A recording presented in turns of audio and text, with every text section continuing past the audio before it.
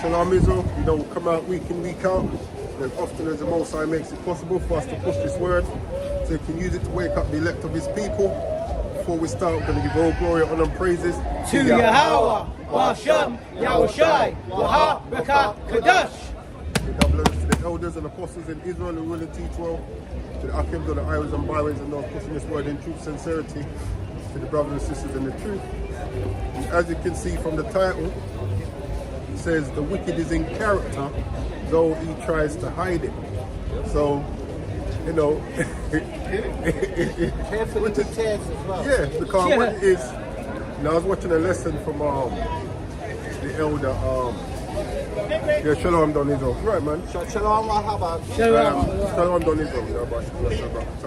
From Mysteries of the Kingdom, the trilogy, and he was speaking about this lady in the Americas where she basically cursed out some 5-year-old, called him a nigger, and so the guy that was there was video recording her. But it says here, white supremacists helped raise hundreds of thousands for women who held slur at black child.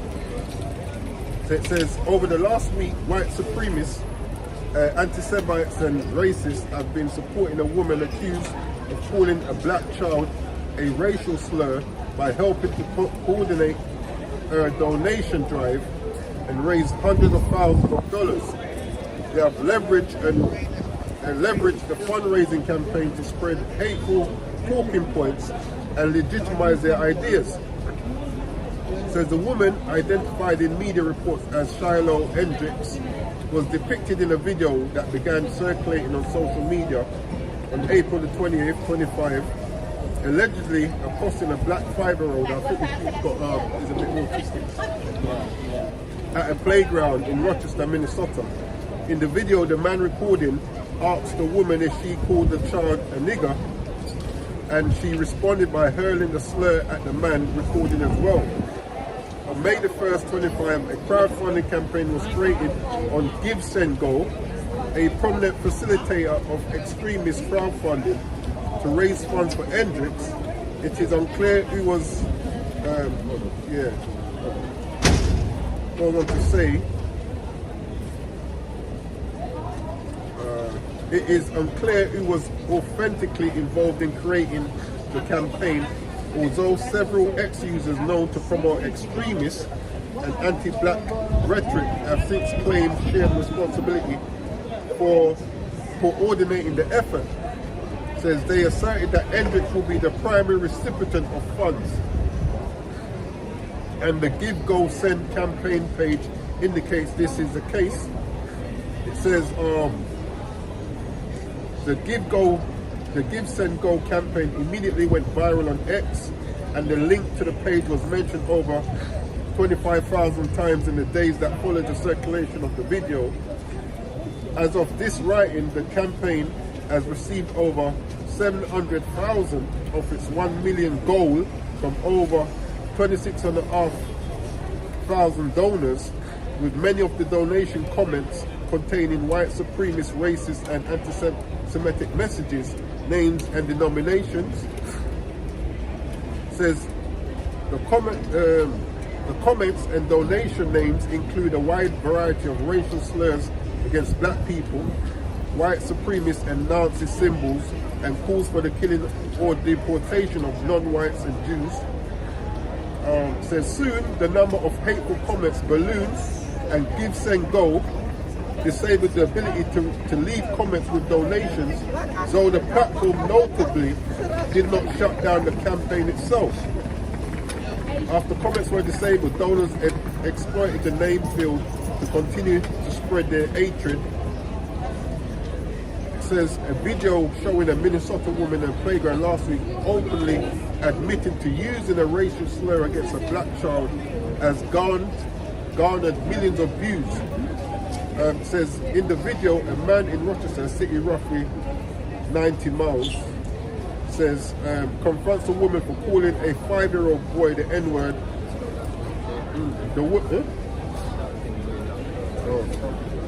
Says the woman appears to double down on the racist term and flips off the man confronting her with both of her middle fingers. Hear this now. Says the woman who could not be reached for comment has since amassed over 700,000 through Christian fundraising platform Give Send Go. So this platform is it's a Christian platform. Yeah. And I was watching one video where they were talking about reparations, and someone left a comment. Yeah, this is their comment. Says, "I don't care. That's not my point. My point is, if the reparations is ever mentioned, they should remember it works both ways. We are not responsible for the black or white slave owners. If it was our ancestors who were responsible, we can only apologize. Thank God that era is over." Yeah. Then they go and say, what about where the slaves came from? Black landowners and sold their own to the Europeans. And this is what we have to realize. Everyone from that continent ain't the same race of people. Exactly. And this is part of the lie that they push when they say, oh, blacks were selling blacks, as if to say your own people sent yourself. Where it was, Shalom Mashak, Yabasham Shalom. where it was one dark race of people selling another dark race of people. So it says they had them locked in cages on the beaches waiting to be collected. Hear this. It says it was the British who put ships around African waters to stop them from being collected. Which was in 1807. Why Hang on, they did what are they that? trying to say here? Listen, it They're says, trying to say it was the British who It put was- ships around to stop the slaves being collected. Yeah. What kind of farce No, is this? to stop the slaves that were collected to be transported to different areas. that's not what it That's said. not what that just No, said. I know. Yeah. I know. Says But it was that the in British 1807. who put ships around African waters to stop them from being collected. They lost. Stop them from being So they lost 2,000 British noblemen helping protecting them. See, even during that period, it was illegal to have slaves, but people were still doing slavery. Just like it's illegal for the government to do certain things, but it still does it. So just because you say something's illegal doesn't mean that it's illegal to sell drugs. But when you look at who's the biggest suppliers of the That's drugs, right. is these financial institutions. They found I can't remember what company it was, if it was JP Morgan or something like that. Yeah. But apparently, they found a shipment of cocaine or drugs, and it belonged to them. But these are the same people who are donors to the government, to the Democratic, to the Republican parties. So they're donors to these people. So essentially, they help make the law. And they make it for them. And just to back up this point, anybody that is not aware of the Iran-Contra affair, do some research on it. It went all the way up to the highest level. Right? Oliver North, he took the hit. But it went all the way up to the highest level. So my response was, so you're telling me that all the wealth, stolen lands, etc. went back to its owners when the slave masters died? Right, so there's something else I wanted to add as well. So one of the reasons why the group that was enslaved, nationality was removed from them, is so that they could spin that narrative that, oh, it was black selling black. Yeah. But actually, there were different ethnic groups or different tribes, right? So if you have one tribe warring with another tribe, they don't see themselves as the same. So if I'm warring against you and I capture people and I sell them or whatever I've done, I'm not seeing it as I'm doing it to my own people. They weren't seeing it as they were their own people. But even if you That's look, incorrect history. but even if you look at people like the Eritreans, the Somalians, etc., if you ask them if they're black, they'll tell you no. But if you ask me if I'm black, I'll tell you no. No, but you know, like for the sake of it, No, I like hear what most of you're our people would say, yeah, we're black. Yeah. But they would tell you they're not black. Yeah, but Esau understands this though, because like you read earlier, he said, the black people, get the black people and the Jews out of it. But when they're saying Jews, they mean the Jewish people. But they're the same people. They're just a different tribe. Yes. It's Yes, like correct. it's like a Judite saying, "Oh, get rid of all the Benjamites." You're the same people. Exactly. You do the same thing. You're just a different tribe. Spot on. So read 10 to 13, then jump down to 15. So yeah, so as we say, like, the wicked, they're in character, like they're doing what they're meant to be doing. Yes. Just right, like they, yeah. they try to hide. What's that scripture Who that they you are. like? They accomplish a diligent search. Yeah, Psalm 64. Psalm 64. So when they do something, they accomplish it. Yeah. But it says they actually accomplish it. So they get through. They get it done. Yeah. This is why we ourselves have to be. But it says they make a diligent search. Yes. So we have to be diligent in our repentance. We can't be Yeah. half-stepping. No. Because, if someone's being diligent and you're being half-stepping, you're always going to lose. Yeah. You know what I'm saying? On the both sides. Yeah, you're always going to lose. It's like that's what happened with Saul and even with David, right? Yes. Because when he was supposed to get rid of all the Edomites, he half-stepped it. Yep. And that's what put us in a situation that we're in. Obviously, it's all through prophecy, Yeah. but it just goes to show the brother's point. But even using them two as an example, when it came to repentance, one half step. And one full step. You know what I'm saying?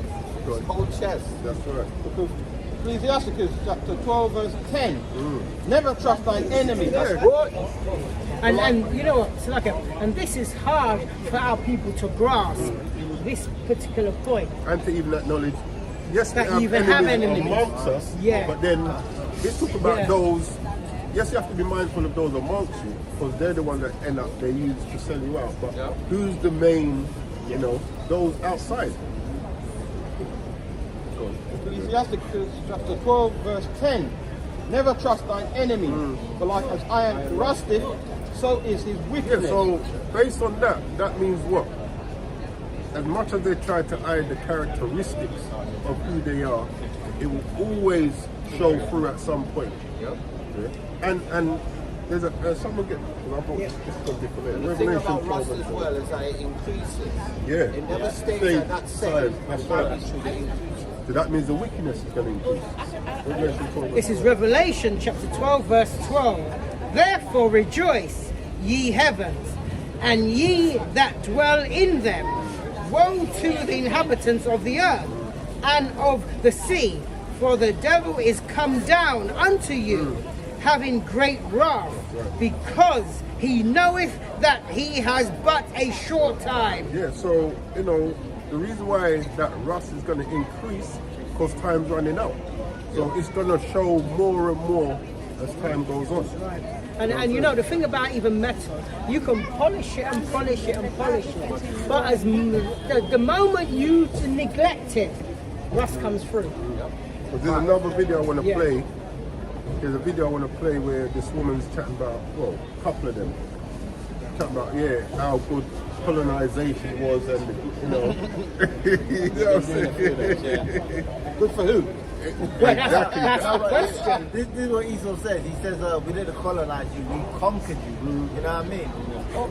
But it's the same thing. Yeah, or they like to say, we didn't colonize you, we helped you. Trying to make it seem like it was for our benefit. I was watching with, Yeah. You know I what I think mean? I put it on the stick. Captain Tazariak and this Edomite, like they were going back and forth. And he's talking about, we help advance those areas. Yeah. So it's like, well, if they were doing all right and they were happy with what they were doing before, like, how would you come to advance what they've done? You put in roads or, doing this and that. Like, how did you advance what they've done? That's the racist guy. Yeah, so he's talking about they brought Vince White or porcelain, something. porcelain toilets and this and this. And Yeah. that. When actually, when you look at the list of inventions in America, including the toilet, including the radiator, all of that was created by Jay. That's right. That's right. So we advance you if that be the case. Yeah. Facts. The chiller system, the cooling system, Refrigeration traffic system, lights. all of that was There's created by numerous heart surgery. Even the nuclear bomb, it took some women to figure out the mathematics yes, to get yes, it to yes, work. yes, but yes. they don't talk about it. No. It's the same thing online. They talk about, I don't don't know if you know what's going on in Zimbabwe, but they got rid of the white farmers. And now, now they're not able to farm the land, and they say they need to bring them back in. And then you have all these white people on the post saying, see, you can't farm the land. But the thing is, and I made this point before, they were farming the land before those Edomites got there. What they did was they took the farmers, they turned them into laborers and miners. They lost that knowledge, right? And then it takes 1 or 2 generations to do that. and then they lost that knowledge, and then they replaced them with these Edomites, and then they turn around and taking the land off the Edomites, giving it back to Jake. But Jake don't have that knowledge on how to farm the land. But they will completely ignore the fact that they force these people into a situation where they completely forgot that knowledge. They forget that bit. And this is the whole point of judgment. When you judge something, you're supposed to judge it right. You're supposed to look at the entirety of what's happening. Righteous judgment. But what Esau likes to do is he likes to pick and choose and focus on certain points rather than focusing on the entirety of the issue. And when you do that, you never make righteous judgment. And this is just his nature. So he will never be righteous because he's not impartial, and you're supposed to be impartial in judgment. Because he was made crooked from the start. So you can't straighten that which the Most High made crooked. Yeah, his character isn't one to be straight. Ecclesiastes chapter 12 verse 10. Never trust thine enemy. Never For trust like thine as enemy. iron rusteth, so is his wickedness. Yeah, so that character is always going to show through. Yeah, Don Izzo said, just Jake taught Esau how to take a bath. Yes. Yeah. Jake taught Esau how to take a bath. Read Job 30 and you get the whole Actually, I was description. watching this thing about one, I think it was a French king or something. Like his mouth was so, and throughout his whole lifetime, this dude took 2 baths. But he fathered. This is how you know that some of our women ain't right. Well, it's not in our woman. So like he fathered so many children. Like, how you gonna lay down with someone that's ponging so hard? You know what I'm saying? Do you know why? Because he's a king. When it comes to money, some women have no scruples. Remember in England now, they used to, a lot of the houses had no bath or no bath. In the Victorian time, remember they used to chuck but you know they used to chuck the piss and stuff out in the street. In the Thames as well. Yeah, that's why they used to have this thing called nosegay. It's called a great It's like flowers with nice scent. So they can get rid of the smell. The same thing with the perfume. That's originally where perfume comes from. They used to cover themselves up in a little perfume rather than wash. Hey, you know what? It's like I look on the telly. They got this advertisement. I can't remember the make of this deodorant. They say, oh, it lasts 72 hours. I'm thinking, why do you need a deodorant to last 72 hours? Like,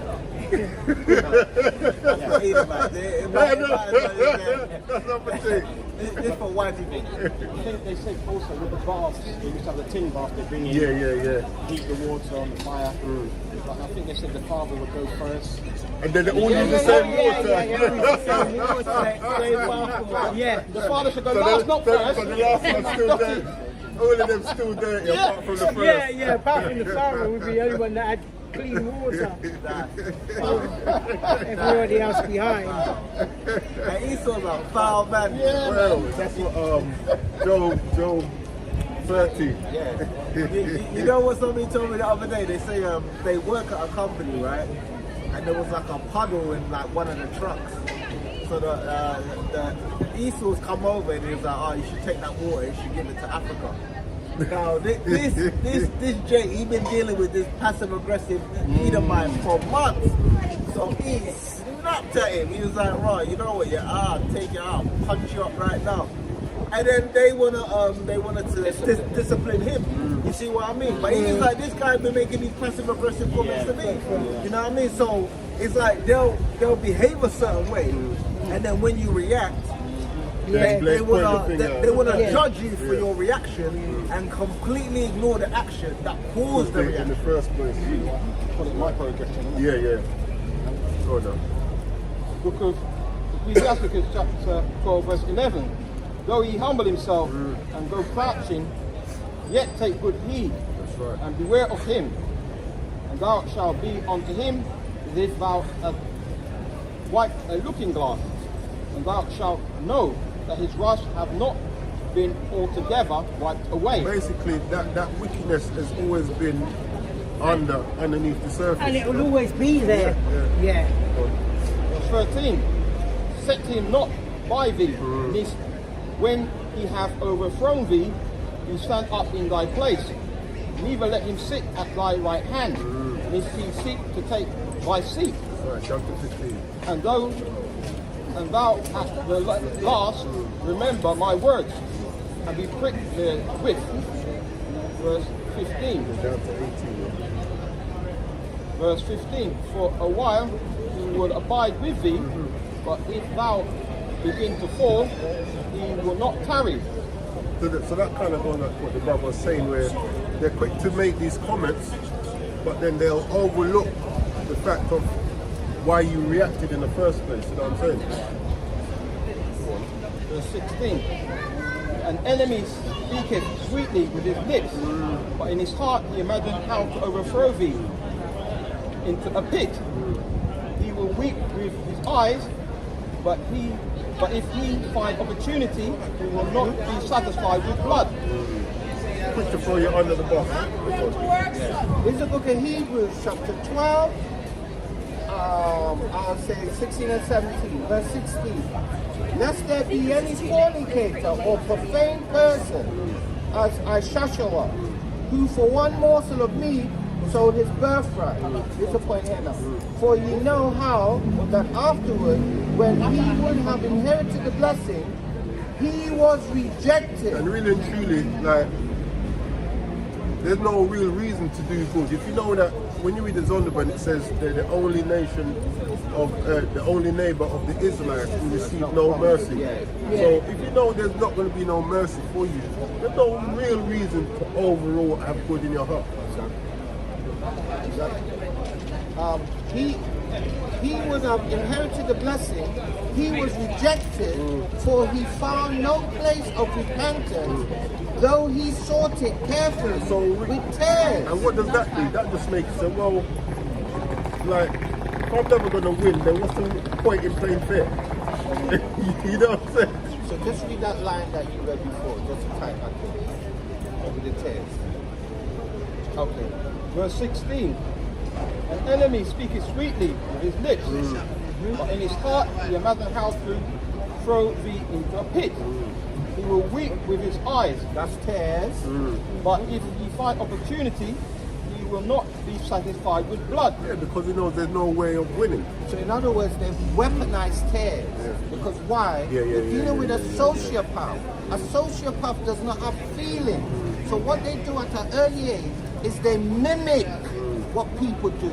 So if somebody's crying, they mimic it. If somebody's sad, they mimic it, but they're not really sad. They weaponized it. Was it George Washington that said there'll always be a superior and inferior position between the so-called black man and the so-called white man? Yes. And I, for one, would rather be in a superior position. So they That's understand. real talk. They understand if it was equal, we naturally would rise to the top, like Prim rises to the top. So then he has to keep his foot under our neck. Now, if you know, if it's fair, you're going to have somebody else replace you. What you're going to do is you're going to be unfair for as long as possible. You're going to run the train to the wheels fall off. That's why this man will never get right. He'll never make things right, because if you made things right, you wouldn't be on top anymore. So you have to keep being wicked. So it just shows you they'll always be wicked. But that's another reason why we need Yahweh, Yahweh Shai. That's right. You know what I'm I saying? mean, that is Esau's blessing. It was to be exactly. wicked. That is his blessing. Yeah. And the Lord blessed it with that. Yeah. So really, we're just like it's like running up a flipping escalator the wrong way when we're trying to do things our own way and not do it the Lord's way. Okay? Because He set it up. Yeah, He set it up. Yeah. So this is the book of Genesis, chapter 25, verses 22 and 23. Because what it is, what we're trying to do is get to the root of this beast, because it's a beast, man. If you read Job 30, it lets you know it's a beast who's braying in the bushes under the sycamore tree. That's what he's doing. So verse 22. Listen to Lady Saucer. Have you tell him to please? Yeah, right, exactly. Come on. The sun stopped shining for me. Verse 22. And the children struggled together within her, this is Rebecca, and she said thus, if it be so, why am I thus? So Why really, am I having a because that struggling being going on from Day dot. Yeah. You know, From even and before that day was a dot. spiritual struggle. Because Yeah, that's when you read exactly Romans, that. Yes. like, it told you that before they done any Romans evil. yeah, Romans 9. that the purpose of the Most High may stand. So even from there, so in the spirit realm, it's like man's pistol. So I have to go down there now and be second place. It just shows you the duality and the balance of the Lord. But if there's a wicked, then there That's must the be a good. righteous. And the righteous are fallen, man. That's right. And she said, Because Yeah. if you think about it, we're meant to be the right, exuding the righteousness of the Most High. Obviously, they exuded the righteousness of their Father as well. that's why we're called sons of Yeah. God when we're in our right state. But look at the fall that we've taken, reading to you, from Adam, which it was all set up in the spirit to happen anyway, because I believe to be righteous rulers, you can't just know one side. You look at Solomon and all the things that he went into, you know. To be righteous rulers, you have to have an understanding. But that's the balance of the Lord. 'Cause Yeah. like you said, the righteous is fallen, right? Yeah. But the wicked is exalted. Yeah. So that is a perfect balance of the Lord. So even when it seems things are out of balance, it's imperfect. It's still in perfect balance. But the earth itself, man, this needs to be put back on course. You know, Yeah, definitely. without a doubt. Yeah. Like, we know it when people say it's long overdue. Long overdue. If it be so, why am I thus? Start again from the top. This is the book of Genesis, chapter 25, verses 22 and 23. Verse 22. And the children struggled together within her, and she said, if it be so, why am I thus? And she went to inquire of the Lord Yahweh. Verse 23. And the Lord Yahweh said unto her, 2 nations are in thy womb, and 2 manner of people, or 2 kinds of people, shall be separated from thy bowels, and the one people shall be stronger than the other people, and the elder shall serve the younger. I want to play this now, actually. I want to play this now. Romans 9 and 13 explains it more as well. So, It's a clarity. hopefully, you'll be able to hear this.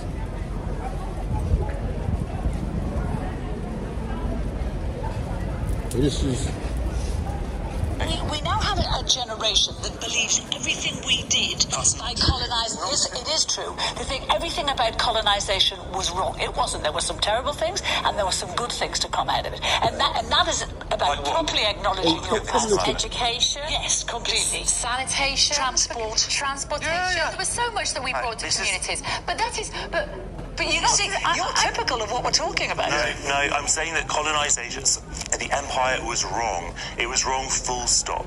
That's, the things that Britain might have done. But that's very much do not through your modern compensate for sensibilities, it. you might say that, because we wouldn't now routinely go into other countries It was and a profoundly change those racist set of basically invasions of other people where we subjugated people to our rule and have made them work for us. It was Put yourself in the completely shoes. their countries work. But imagine yourself in the shoes of a 13-year-old boy hearing you say that. Yeah, right? Yeah. What do they then? How do they then carry that through life? Well, in you terms don't- of who I am as a Brit. It's not about... I'm not saying we shouldn't say it. But Bev, But I'm saying that we hear much more of that than we do about the benefits of that period of time. well, because I don't think there were benefits. I think that we have to be completely... Of course there were benefits to I us. don't think there were. There were benefits to Of course us. there Those were countries did not, benefits to us, but it Jonathan, doesn't those make them countries, justified. it absolutely does. Does it? Those countries did not have money. They did not have the creativity. They did not have That's outrageous. positions of power to do this. No, they didn't. Countries, they just didn't live like Britain did. doesn't make it worse, it just makes it different. So it's And okay they to weren't live without asked- education, and it's okay to did live have- without a transportation system, is it? They did have education. It just wasn't our education system. They had language. It wasn't our language. It's cultural Medicine we brought to them. precisely what we have We at have it. universities Yes. I now. don't know. Look, I don't know why we're even. Crazy. The funny thing is, the things that she's saying is pseudo because the first universities were created by the Moors, right? Not the Europeans. The Moors. The first people to write the actual alphabet is based on the Phoenician script or Hebrew, Paleo-Hebrew. But here's the problem with what there's the problem with what you're saying. Not saying that it's wrong. No. Go The on. problem with what you're saying is no, the problem with what you're saying because it's not their system. Because Yeah, it's that's not what by the gentleman said. exactly, that's what I'm saying, and that's their problem. Just like that, let's use as an example, right? Look how knowledgeable you guys are in with the Bible. Now they won't recognise that because you ain't gone from their cemetery school. exactly Yeah. their system. Yeah. You can take on you yourself can take on any Christian pastor, any bishop with the Bible, you can take them on and prove that they don't know what they're saying. But what? You ain't under their schooling system, so you don't know what you're talking about. That's the problem. Even if I was to You know what I'm go- saying? If I was to go to a doctor, right? Because I used to have hay fever, I used to have eczema. I don't have that anymore, right? Am I allowed to come and show my respect? Yes, of course you are. You're an elder. You're always going to be an elder. May not always agree, but we give that But you're respect. still an You're elder. our people, so we love you. We'll still show you that respect. That's why I pray to show my respect. If you didn't come into my thoughts, I would never come back to say. That's much appreciated. Have a blessed day. Yeah, man. So one of the things she said, imagine a 13-year-old heard you say that. How's he going to be traumatized by you talking about how wicked the empire was and all of them things? Like, no, well, what she was chatting about, how colonization was good. So the guy was saying, well, how was it good, rare? And she's like, well, imagine a 13-year-old heard you say that, like it's gonna, he's gonna be traumatized by hearing how wicked the empire was and all of that. Because to them, so like, because to them, their empire wasn't wicked. The empire helped us. That's their problem. No, but that goes into critical race theory. The whole school of thought, by the way. They've abolished it. Well, there you go. Yeah, because it was saying it was making Edomites depressed. So, but that just shows you how wicked you are. So you're saying the truth offends you. Yeah, it does. It does, of course it does. So that means that you're going to build an empire on lies. And you're going to maintain the lies. What they did. I know, that's the whole point. I'm agreed. Hear this. Find this. I mean, that's a really good talking point.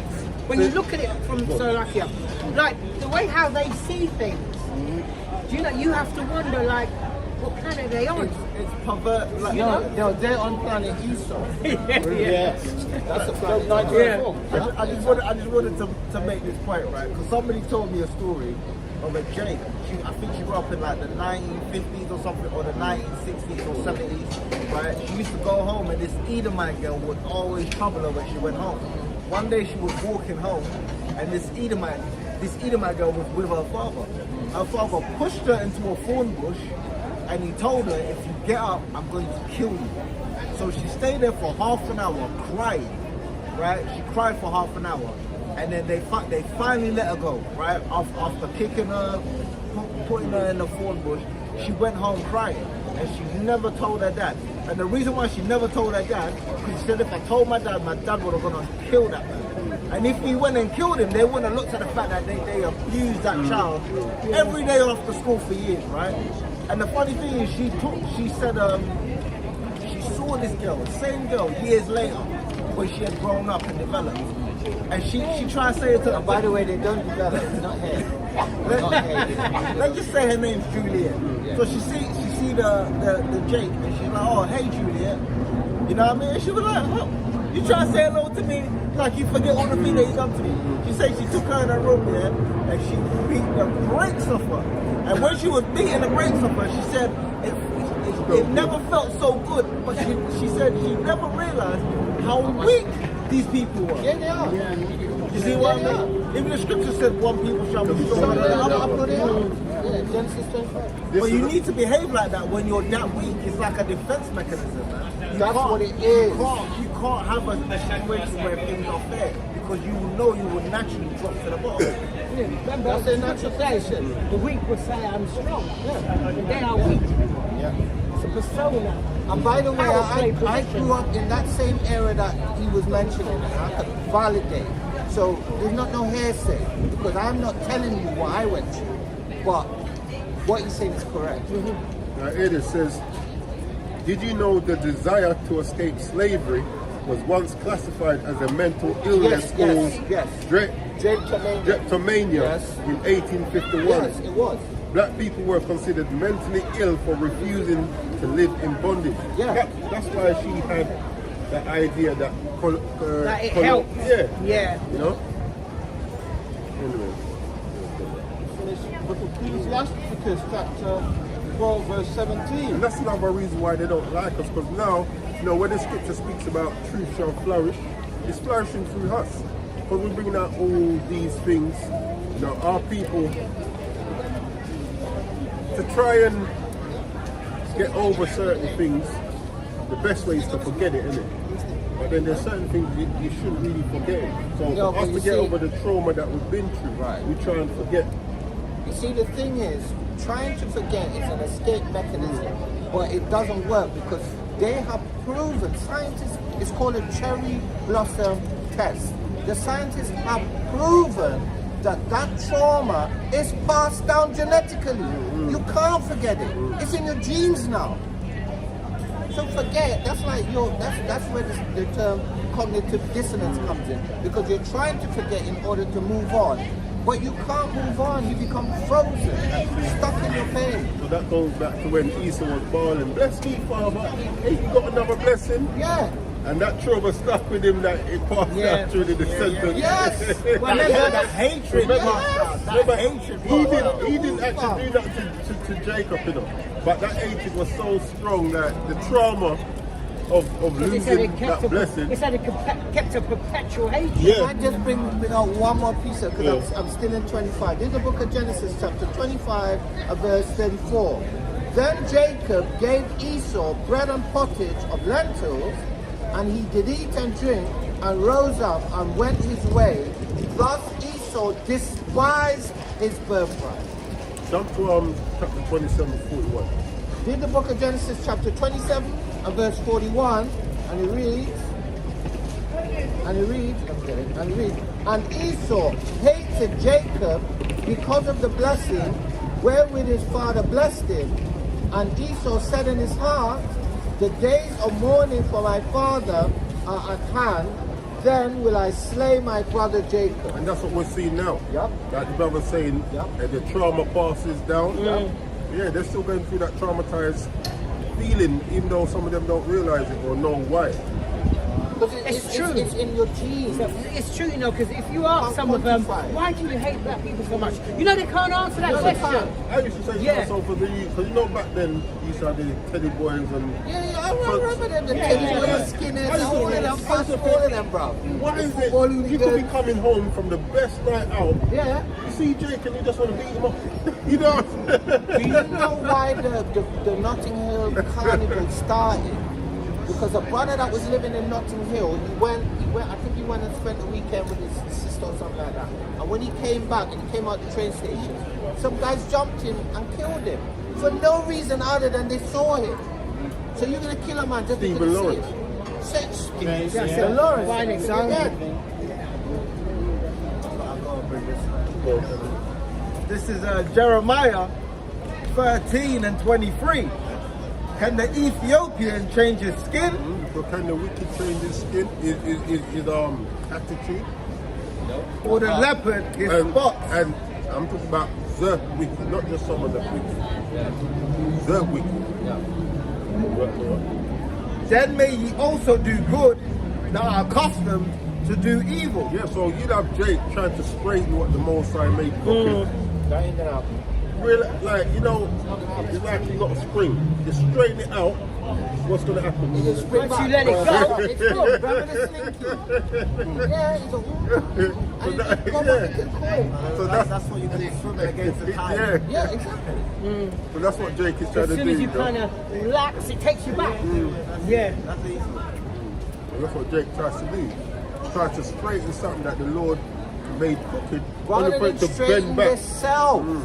Yeah, you're Straighten crooked. yourself, because you Straighten was made yourself out. straight. Yeah. And not only straighten yourself, look about your brother. You know what I mean? That's one of the things we don't do. Look to each other rather than to another nation that can't help you, won't help you, don't want to help you. Shalom, Sister Rebecca, first. Shalom, shalom. The book of Ecclesiastes, chapter 12, verse 17. If adversity come upon thee, thou shalt find him there first. Though he pretend to help thee, yet shall he undermine That's thee. all it is, pretend. Like, I'm sure with the Windrush, Generation. no, the Ship itself. no, the thing, yeah, the, you know, they looked into, what do they call it? No, No, they had a inquiry. yeah. Windrush inquiry. The reason why they don't want to bring that up, because it shows that from our people come here, they've always been using the laws either adversely against us or making up laws to work adversely against us. Well, you could just look at the American Constitution that will validate that. Brits are smart though, because they've got an unwritten one. You can't hold them to that.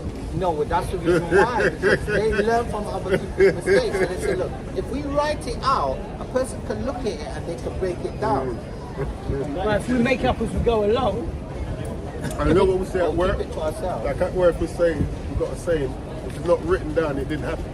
So, No, it's precisely. I know they like to document everything. Yeah, Like, precisely. if it's But the not thing is written with down, them, they are wired to document because that diligent search thing is actually their nature.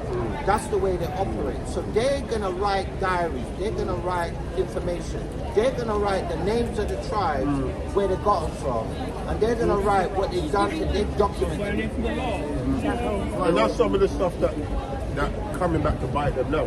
Yes. Because obviously we couldn't read, so they were documenting Which is everything. why they had us in a state of not being able to. If you look at Jake's nature, right, whenever Jake sees some food, he just sees enough food. Esau will be like, you gotta use 2.5 millimeters. it's true, you know. They pull out their scale. Jake will be like, you do it till it feels right. 6 Yeah. grains of salt, Yeah. you know. So that's the difference between through the spirit and through the flesh. It's true, you know, it's true.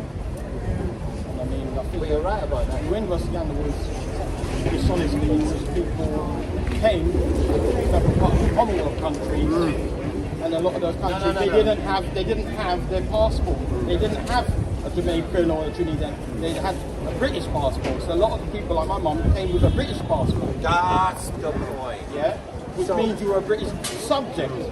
But then they Which means they were destroyed. British citizens before they even landed there. That's correct. Yeah, but That's then the point. what they did, one thing they did, they destroyed My those mum, I saw my documents. mum's passport, it was a British passport. Yeah, my And my dad as and well. my mum's passport were British passport. And the stamp was calling us immigrants. How could we be British subjects? Subjects, yeah. I know, it don't make sense. So where are you deporting people to? And this is why they're trying to say, oh, well, you're looking at the independence now to try and cut you off so that you can't But have that's that what he automatic did. right. That's what he did. Because if you look at the dates of the independence, it wasn't after World War II. It was like in the late 50s and 60s. Yeah. So after World War II, after all the Commonwealth nations fought for Britain and Europe, they were still colonized. So basically, with Windrush scandal, none of those people were unknown to the British. No, they all would have been British but they subjects. destroyed the in documents. Commonwealth countries. Yeah, yeah. So they've always been able to identify them. So when they landed, why they don't want to release the inquiry is because the inquiry proved how complicit the British government it was Yeah. in disenfranchising British citizens Yeah. from their inheritance. And then look at the timing when they did it, when you're a pensioner. Yeah. So now you lose your health care, Everything. your home, everything. When they Saving. force you up now, you're not able to work anymore. Now you can go. Now you can go, yeah, when you're of no more use. Used to us. I can't get no more tax No out more of you. work out Now of I have to give you money. do something. Yeah, Like a yeah, healthcare yeah, system. yeah. You know what The they did as well? pension, you know. Pension. Yeah. They know that you've got a good case to fight, but they'll challenge it, hoping that you ain't got the money to fight it. Yeah, Or oh, you yes. use up all your money fighting it. Yeah. Drag it out. Yeah.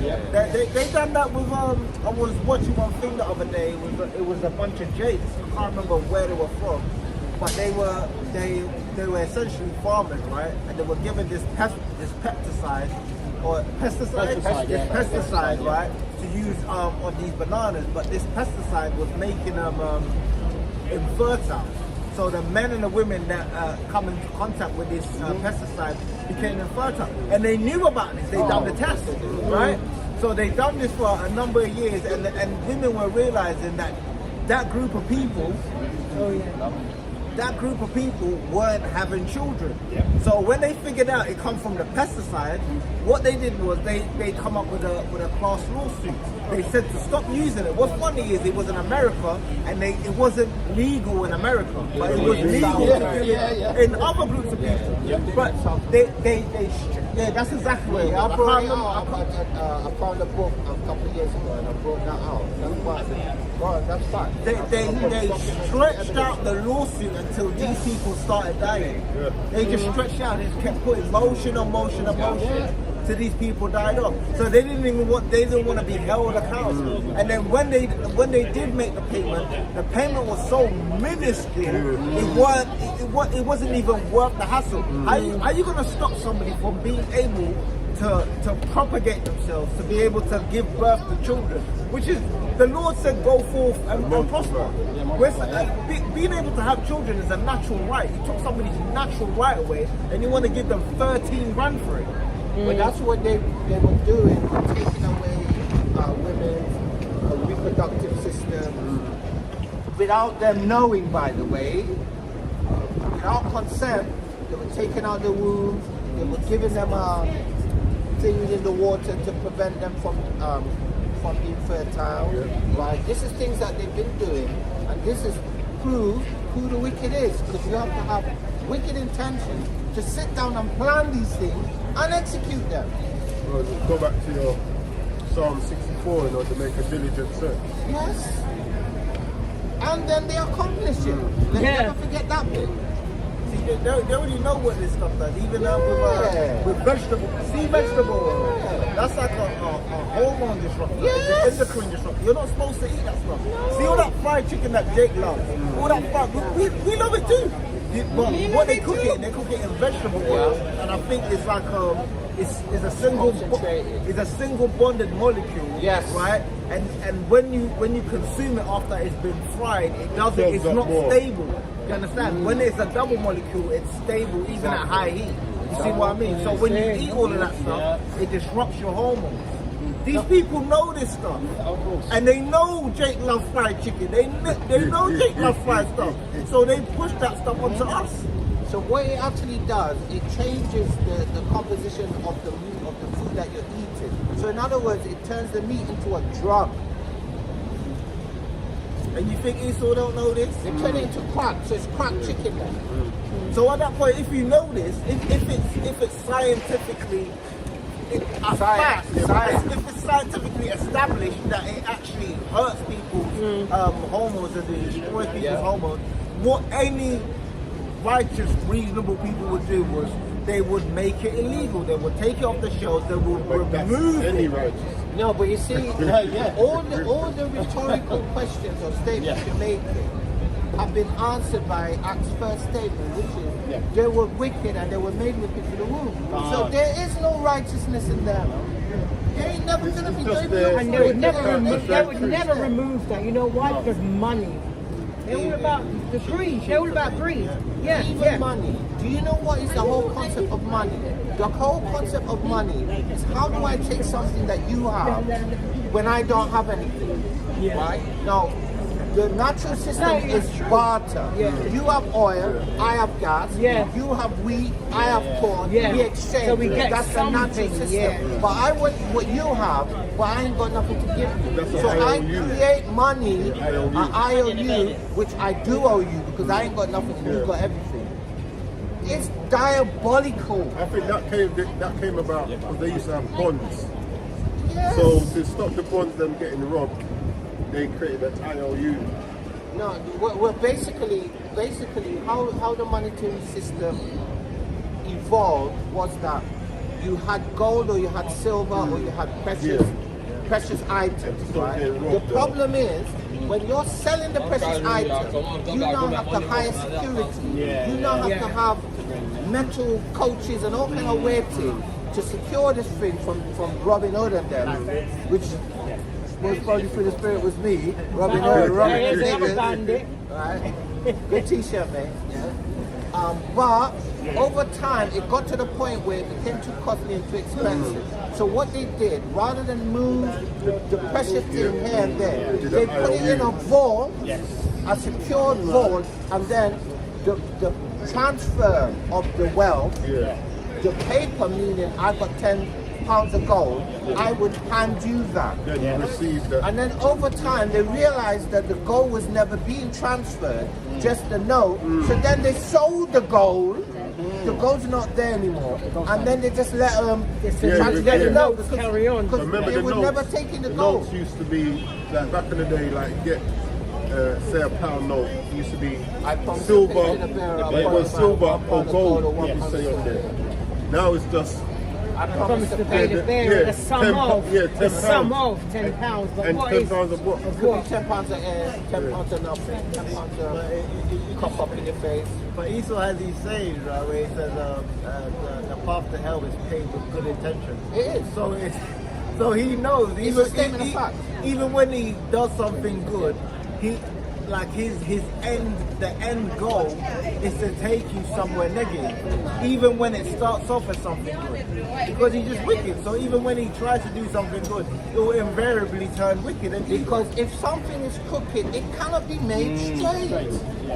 The Bible's explaining the whole thing. Shalom, sister Lola. Shalom, shalom. Book of Ecclesiastes chapter 12 verse 18. He will shake his head and clap his hands and whisper much and change his countenance.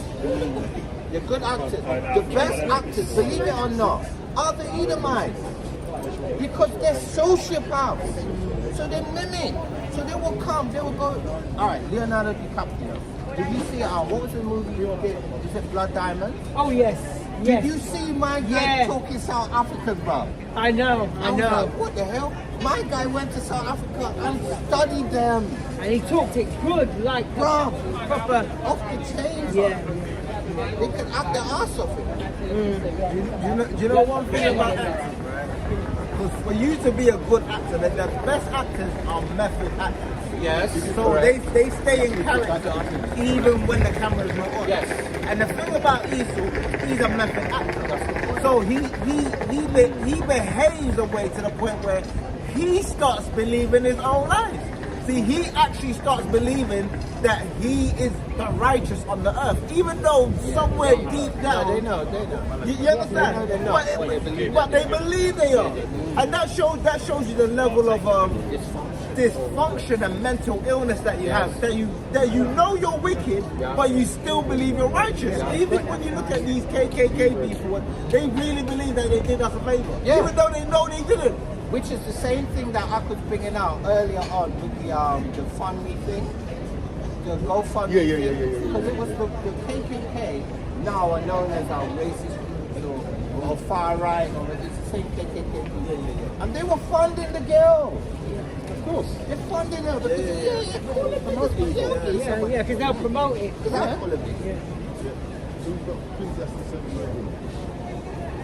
What did I give you? I think it was me. Jeremiah, but I've got I think you read yours. Yeah. No, I didn't. No, you asked me something.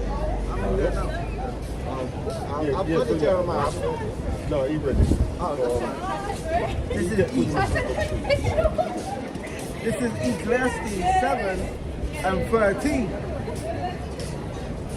Consider the work of Yahweh, for who can make that straight which he have made crooked. That's the point, man. It's like, I would say Jake is always trying to straighten Esau. When he lets go, he just bend back into place. Wow. You know,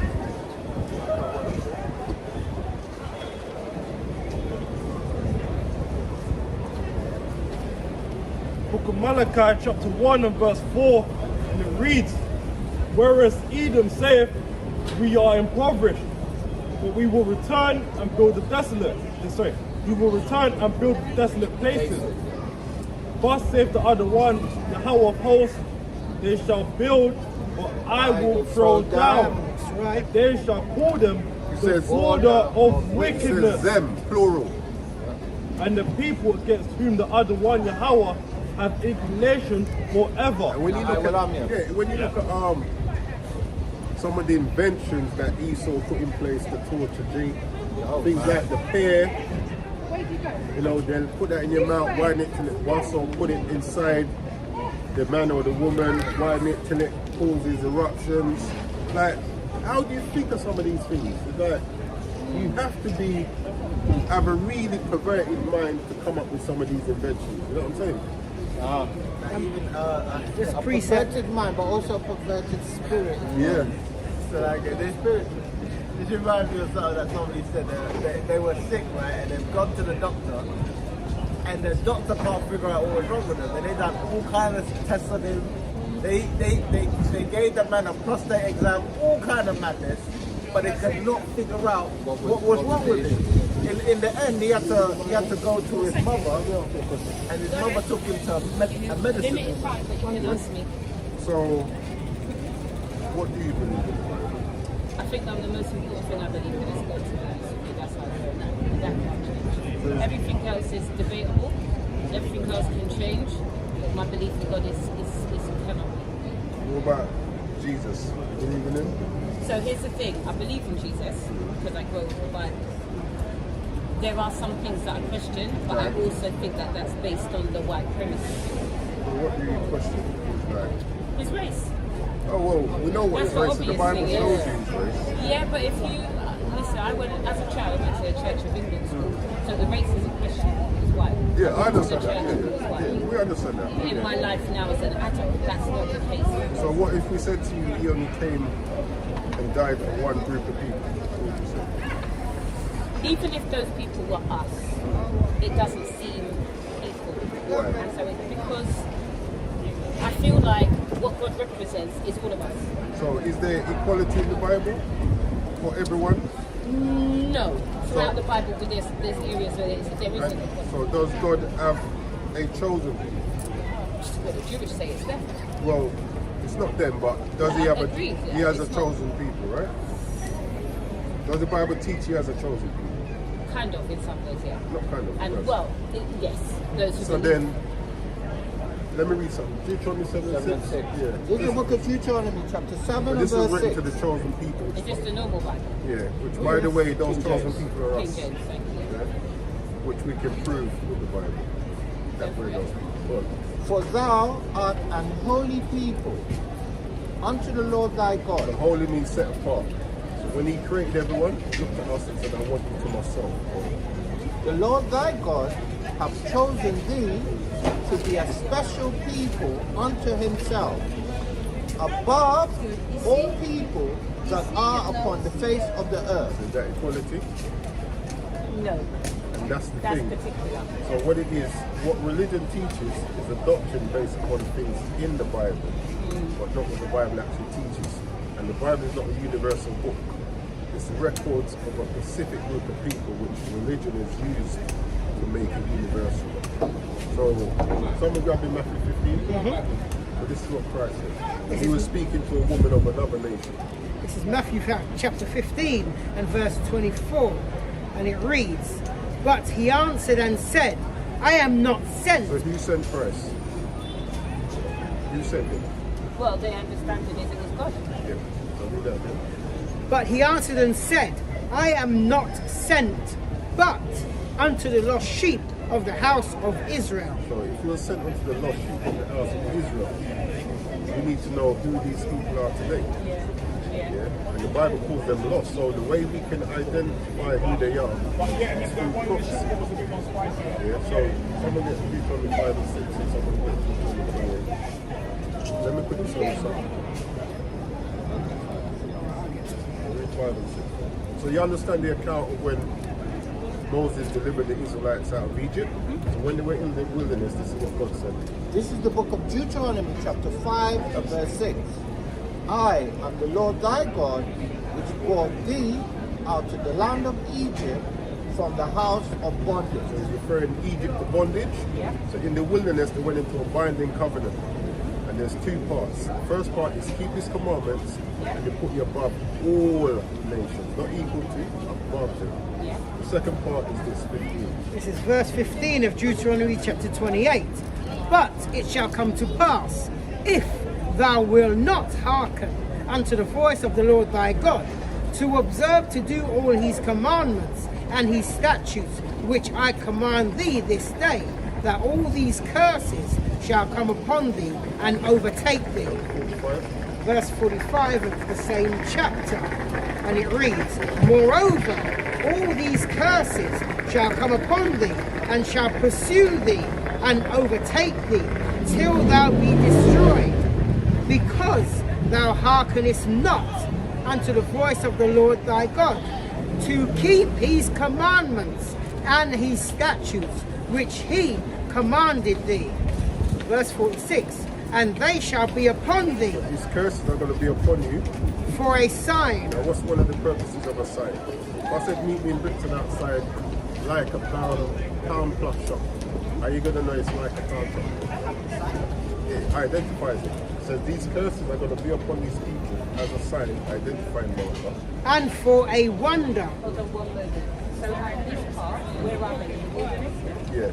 This is, they're going through the Before he covenant. went to Mount Sinai? Yeah. So they're making a covenant. And they shall be upon thee for a sign and for a wonder, and upon thy seed forever. That forever is when Christ returns. Revelation 22 and 3 tells you that there will be no more curses. So we should be able to go through these curses and identify who these people are today. Now, some of the lesser ones you can put in various nations, but some get a bit more specific. So I want to go through two specific ones just to show. 68. You told me who this is.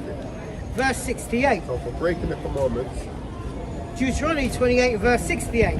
And the Lord shall bring thee into Egypt He's again going to bring you back into the house of bondage or slavery again. with ships. So when we look at history, what group of people do we know went into bondage via ships? For those in the land, they went by train. Oh, I thought you was asking. Oh. Okay, yeah. Again, with ships, by the way whereof I spake unto thee, thou shalt see it no more again. Which is our homeland. The Bible teaches you can't be in that land and breaking the commandments and get spewed out. And there So get off the ship. ye shall be Where sold. we sold, who are we sold to? That's what the Bible says. And there ye shall be sold unto your enemies. Unto your enemies. For bondman and bondwoman. And no man shall buy That you. word buy in Hebrew is konar, means to redeem. The one redeemer, which is Christ. Like we've had Malcolm X, Marcus Garvey, Sojourner of Truth, Women of Tribe. We're still in the same. Like, people think that we're free now. All it is, we're just on a longer leash. Like, can you leave this I country? don't think that was true. That's good. That's good that you say that, because some people, just because you can move around kind of so-called freely now, people think. Look at the way people do their jobs and their employers. But the thing is, you can't leave the country without master's permission. So I'll give you one more. 48. Verse 48 of Deuteronomy 28, and it reads, Therefore, actually I'll just start 47. Because thou servest not the Lord thy God with joyfulness and with gladness of heart for the abundance of all things. Verse 48. Therefore thou shalt serve thine So enemies. you're afraid it's God. thine enemies, which the Lord shall send against thee. A lot of people have problems acknowledging that it's the Lord that sent them against us, but for disobedience. In We hunger, have sent them for food, in thirst, drink. and in nakedness. Like for instance, we've got a food shop there, but on the corner. But as a people, we don't import our own food. We have to go to another. Same with drink. It says nakedness, which is clothing. The example I like to give: Puff Daddy's got a clothing line, but as a people, we don't produce no material. So if they say we're not giving you no material, where's this clothing line? Well, we might have had. Yeah, had. Yeah, read on. Yeah, in nakedness and in want of all things. So I always ask, name me one thing you own that your people produce. Just one thing.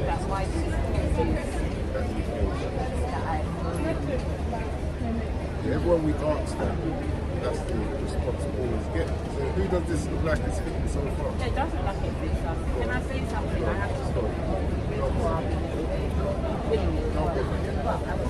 I was watching something and it was about Bumpy Johnson. And there was something that in the movie that Bumpy was doing that I didn't know. Yeah? And it was that he was trying to create his right? And the problem he had is that he wanted to do it himself. And the mafia they wanted in on it. They wanted to be an investor.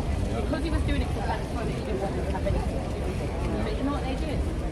Because they knew they produced the material they need to build, they made that impossible. And every time we found a black person, they killed that person.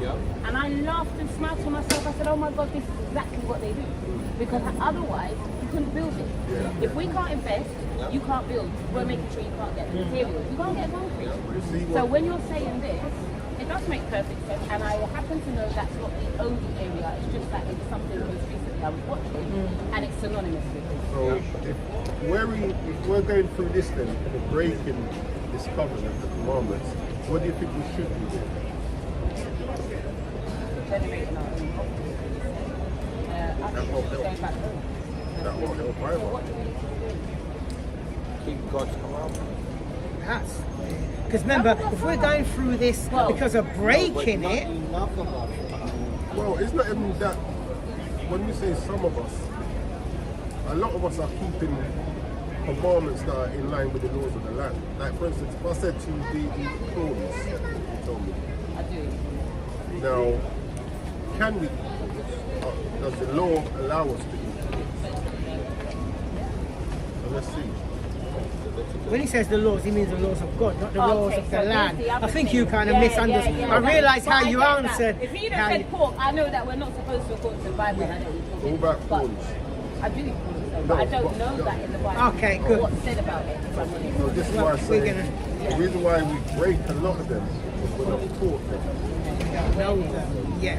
Because of Leviticus chapter 11 verse 9. These shall ye eat of all that are in the waters. Whatsoever have fins and scales in the waters, in the seas and in the rivers, them shall ye eat.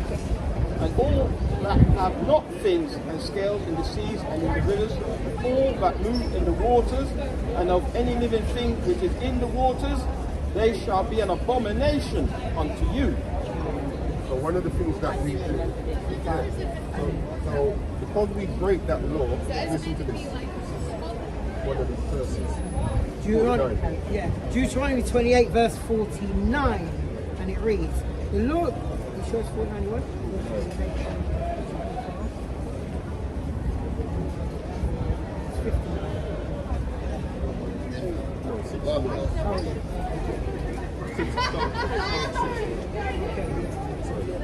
Deuteronomy 28 verse 60. Moreover, he will bring upon thee all the diseases of Egypt which thou was afraid of, and they shall cleave unto thee. Verse 61. Also every sickness and every plague which is not written in the book of this law, them will the Lord bring upon thee until thou be destroyed. You look at diabetes, blood pressure, gout, all of these things, we have got the highest in them because that's one simple law. This is the book of Leviticus chapter 26 and verse 21. And if ye walk contrary unto me, and will not hearken unto me, I will bring 7 times more plagues upon you according to your sin. And that's why we're always in a downtrodden state. Just because simple dietary law. The other nations can eat it. Yep. They were never given it. We've even got laws telling that things that we can't eat, we can sell it to them or eat to them to eat. We just can't eat it. So knowing that's the cause is the remedy. This is Acts chapter 3 verse 19. Repent ye therefore and be converted. So convert just means to change. So if you're eating what you said you shouldn't eat, to repent means to stop eating. If you're not doing something you said you should do, you start doing it. And there's certain laws which we won't be able to keep, so that's where grace covers us.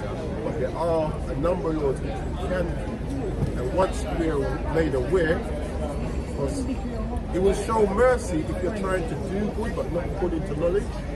But once you are made aware, now you're held more accountable. And the thing is, the Most High, He's going to make sure at some point you will be aware of it. So you can't say, I didn't know. Yeah, see? But that's what's known as righteous justice, or righteous justice. Because I can't be holding you accountable to something that you didn't know anything about. Of course. Even though our ancestors made that contract, but it's still binding. Acts 3:19. Repent ye therefore and be converted, that your sins may be blotted out. Sin is breaking the commandments. That's it. Not this long spiel, missing the mark or whatever. Breaking the commandments. Plain and simple. When the times of refreshing shall come from the presence of the Lord. This is what religion ain't teaching us. They're not teaching us who we are, why we're in the condition that we're in. They say some right things, but they don't always hit home. They'll tell you to repent of your sins, live a righteous life, but never hit home as what it means to be righteous, what sin is. So what we come and do is teach our people that the Bible is a true book, but we've never been taught properly. It's not universal. Like what we call it as religion, we can agree that was taught to us in slavery, right? That when they treat us right. So now, do you expect someone who's not treating you right to teach you right? So do you think? So then, do you think they would have given us religion to get to heaven, or to keep us in a downtrodden state? Well, yeah, so this is the thing, and this is why, when it comes to being God, my belief in God has been religion, I watch people interpret the same passage in front of different ways, right? I've been into church and heard things I don't agree with, or heard things about, I know the Bible doesn't actually say that, but they're translating or interpreting that to say that. So again, it's why I don't bind myself down necessarily to religion. Well, the Bible is not a religious book. It's the record of a specific group of people that contains history, law, and prophecy. So what we tell our people is to come back to the covenant, meaning keeping those laws to the best of their ability, us to receive the promises that still stand. The best lies, you want to lie, That's true, because then people can find something to relate it to or that it resonates with. That makes perfect sense. You want to hold people I just asked you a question. So you said you believe in God. How do you get your knowledge of God, or what is the instrument you use to understand God? So if I'm very positive, my belief in God comes from my childhood, and it's stuck there. So the way that I was raised, on what they taught me about the Bible is my whole foundation, and I base everything on that. I base everything on that, and then what I've done is over the years, I keep going and learn new things. I have newer questions, or maybe something changed, but I've lived to see things. And some of the things that I've lived to see that I know the Bible is against is why I back away from, almost like the doctrine itself. Do you understand what I mean? And I'm seeing God alone. Yeah, so the reason ask that question is because the only way you can get an understanding of God, other than That's the what's, biblical question. which is what I'm saying, other than what somebody taught you, which I'm quite sure the person that taught you that, was it your parents or was it teachers? Yeah, no teachers. Oh, parents. So you can get information orally, right? The problem with oral information is if I tell you something, you tell yourself, and then he tells his friend, and by the time it comes back, it's something slightly different.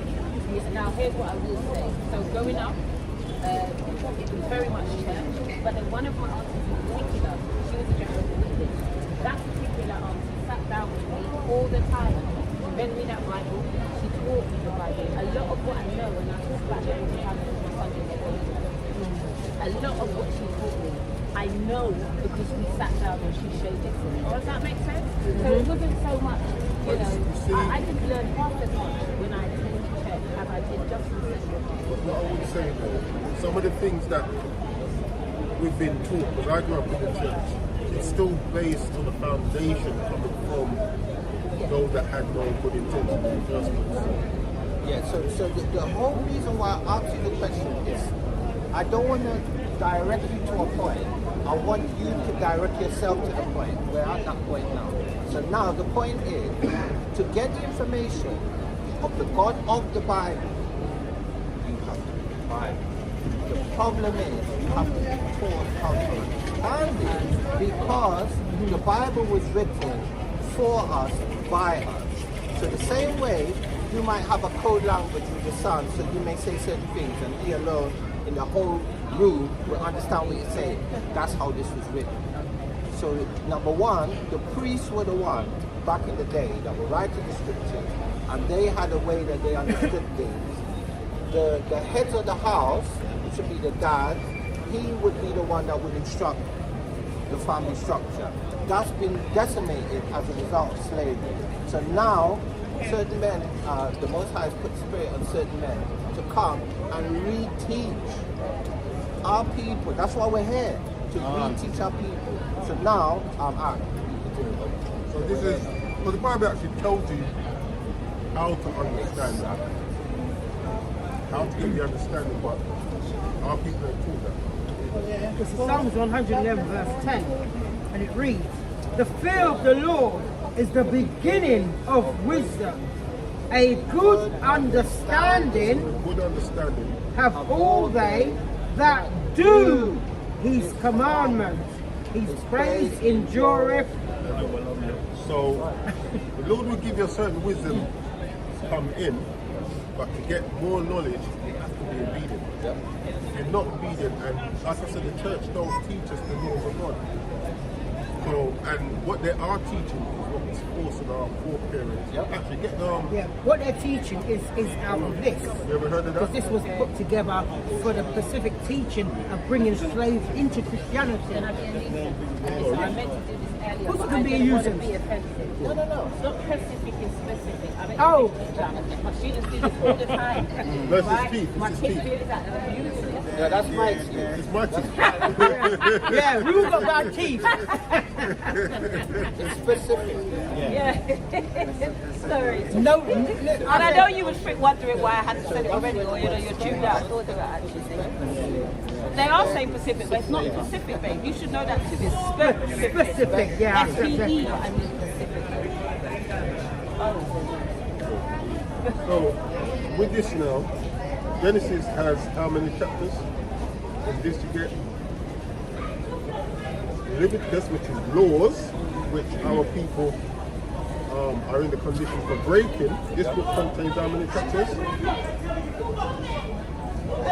Right, Leviticus has how many chapters? This book has. So this is why we're in the condition. This is what religion is basically made on. Based on 90% of the Old Testament is missing, and 50% of the New Testament is missing.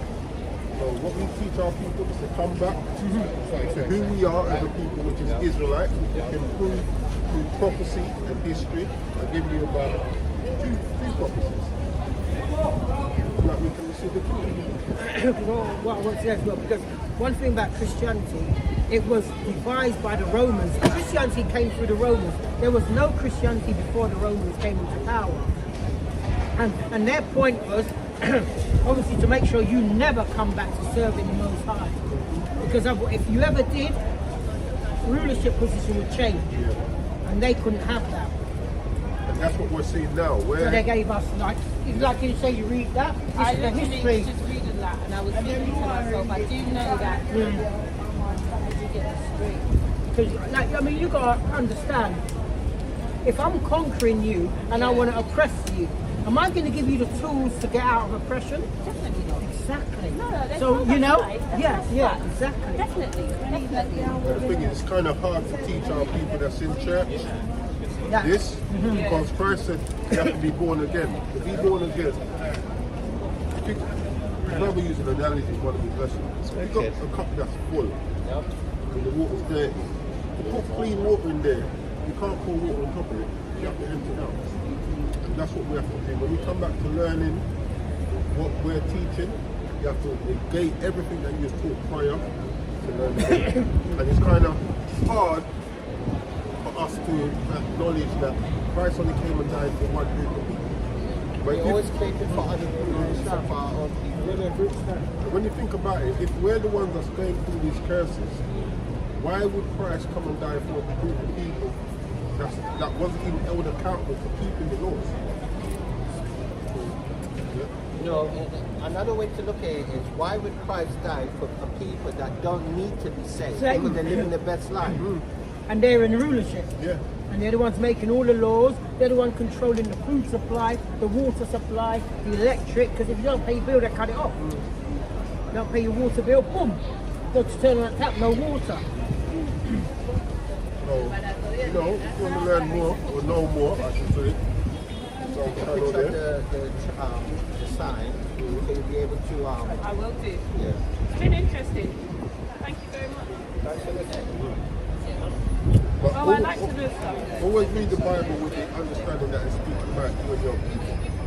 It's not you, like the Gentiles in the New Testament were still our people that some took on the customs of the other nations, and some just over time didn't know who they were. Like for instance, I grew up thinking I was a Jamaican, I was Black British, then Afro-Caribbean, yeah. But now I'm finding out that I'm a Israelite. That, you know, I'm actually God's chosen, why I'm in this condition, and what I must do to still receive the promises. Let me read you a promise. But don't the Rastafarians believe that they're Israelites? They do, but they're But not teaching according to knowledge. yeah.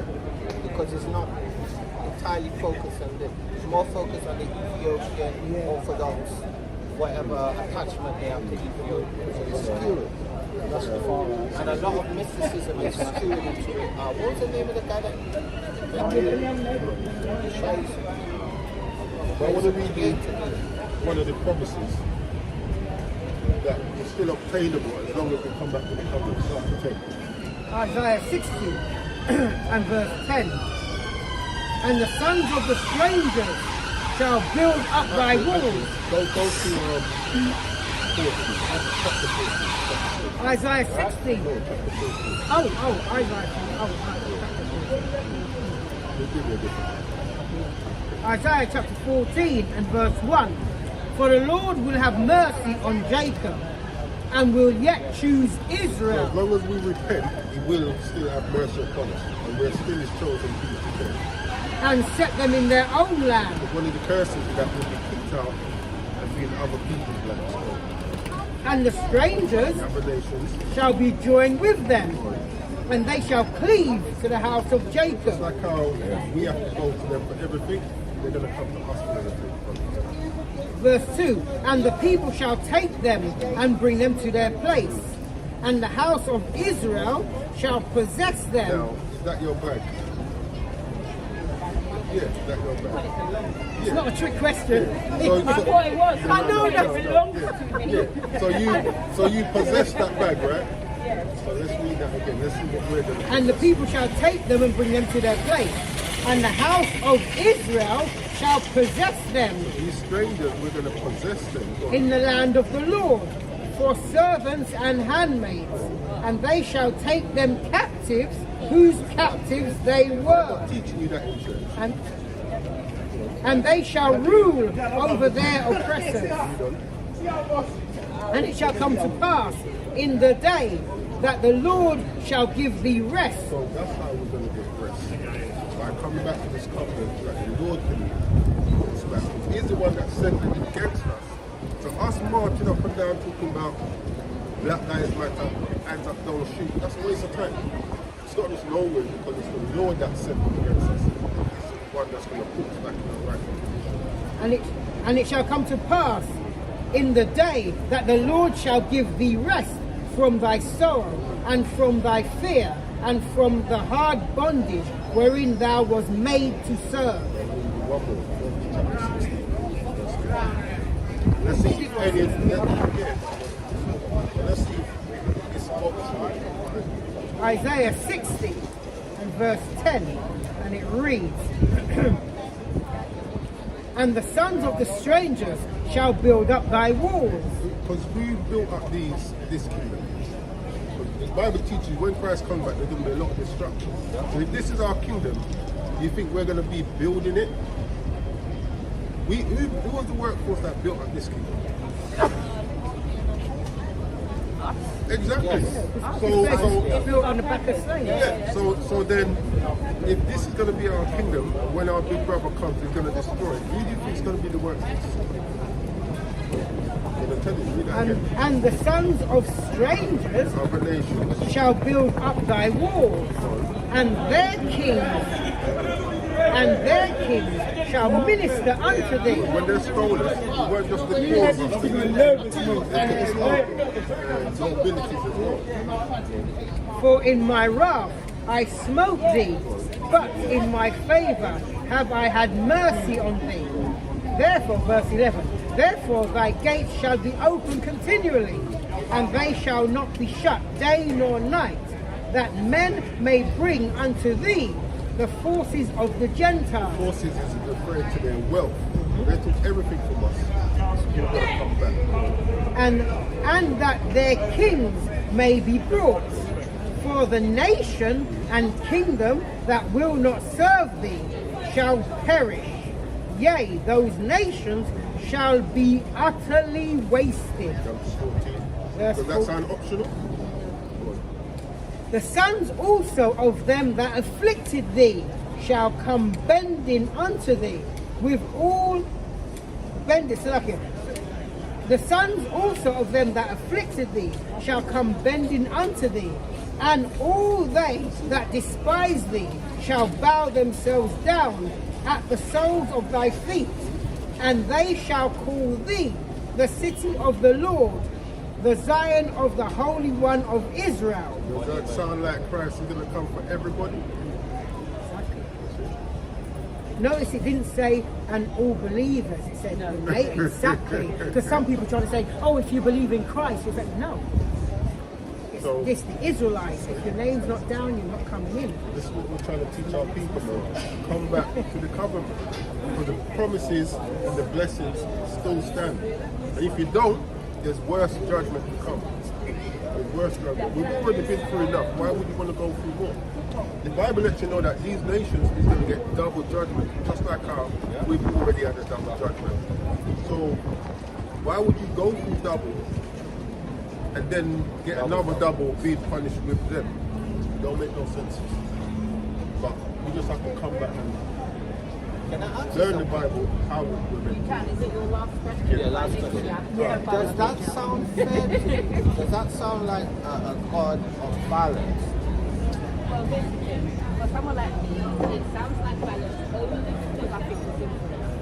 No, I hear what you're saying, but I mean, based on what you read just now, right? To get what he read just now, right?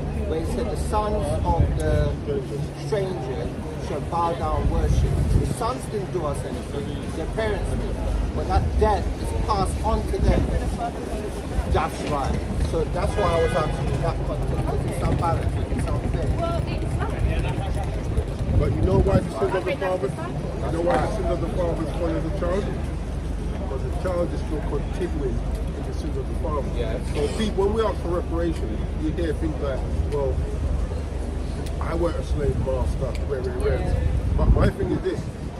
All the wealth and stolen land didn't disappear when the slave masters died. No, It was it's passed been down. passed down. And I talk about this. This is something I care about. I don't like that. And it's something that is very, very evident. I speak to my son about it all the time. He's the last one. His experience is different. I teach his children privilege. My big boy is nothing like that. But the good thing is I'm able to show him the differences just by simple things like that. Even with some of these respectful white people, you know, showing you the difference in the way that they live, how they live in the same way. Some of them do the same job as all of them. No, they don't. Some of me. But that's because I say that their ancestors, their foreparents, didn't go through everything and did everything they did to just make us be on the same path. 100%. They'll do anything to make sure we're not. To make sure we're not. And that makes perfect sense. Because the moment it isn't, it changes the order. That's right. I get that. Do you know what I mean? That's why I love it. Take a picture. He did. Oh, he did? Okay, yeah, just check it out. We teach the Bible I will correctly. do. I will do. Thanks for your time. Thank you all as well. God bless you. And we're Israelites. That's what God calls us. Okay. Yeah, all right. Noted. Thank you. Have a great day. And you. With your manners. Did you say anything? Blessings. Oh. You have maybe Shalom, Yafeh Israel, Shalom, Jonathan Bakar, Yabash and Yashai Brakatah. The Most High bless you all and your household, to everyone that's tuned in.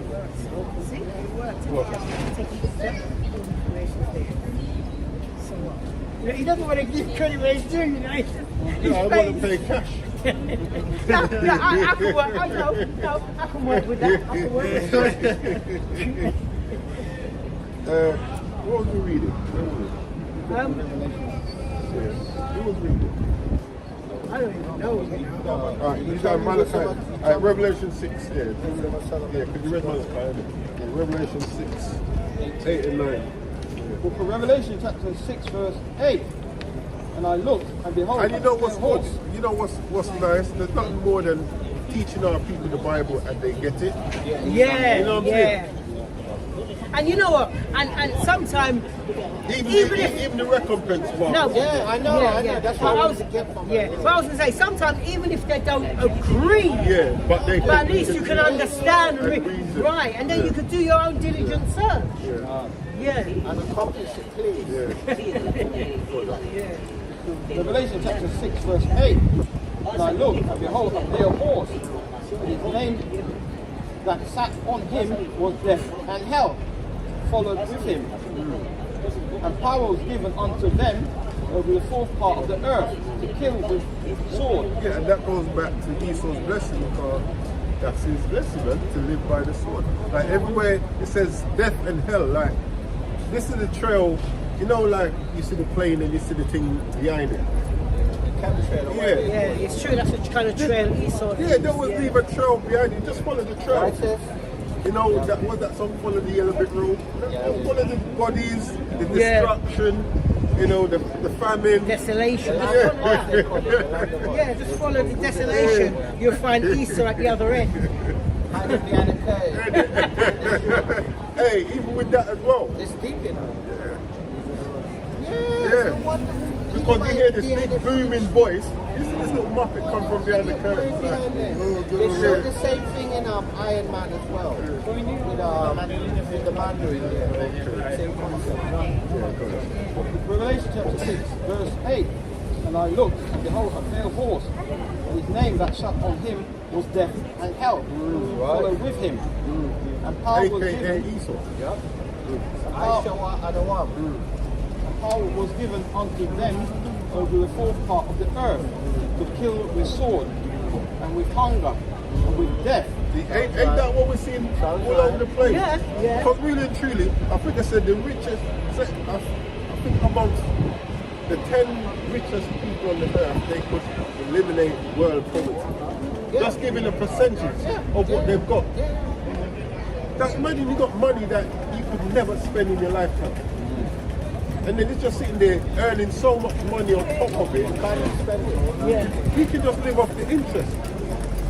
No, you can live on the interest of the interest. Yeah, you know what I'm saying? Like they gave me 12 pence interest for the year. It's like, that shows you how much money I had. You know what I'm saying? I can I give can't him buy a sweet. 13 pence, I'm giving you more than that. And then they sent me a letter saying, oh, our interest rates are going down. Yeah, I heard. Yeah, if you only got 12 pence, what are you going to get when it goes down? 5? That thing is the amount of money they're making off your money. Exactly, man. And then give you 12 pence. But that's fair, innit? Yeah. And power was given unto That's them. why the scripture says our gates shall be open continually. But Yep. And power was given unto them over the fourth part of the earth to kill with sword and with hunger and with death and with the beasts of the earth. And when he had opened the fifth seal, I saw under the altar of the souls of them that were slain for the word of power and for the testimony which they held. yeah, imagine you're being killed for basically speaking the truth. You know, speaking the words of Yahweh Hashem Yahweh Shai. That's what we'll be killed for, man. And that's why our faith has to be, you know, you have to be working on it from now. You know, the little situations that come our way, you have to put that trust in the Lord from now. You know what I'm saying? The scripture do say they make a man offender for a word. Yeah. You tell the truth. They make it seem.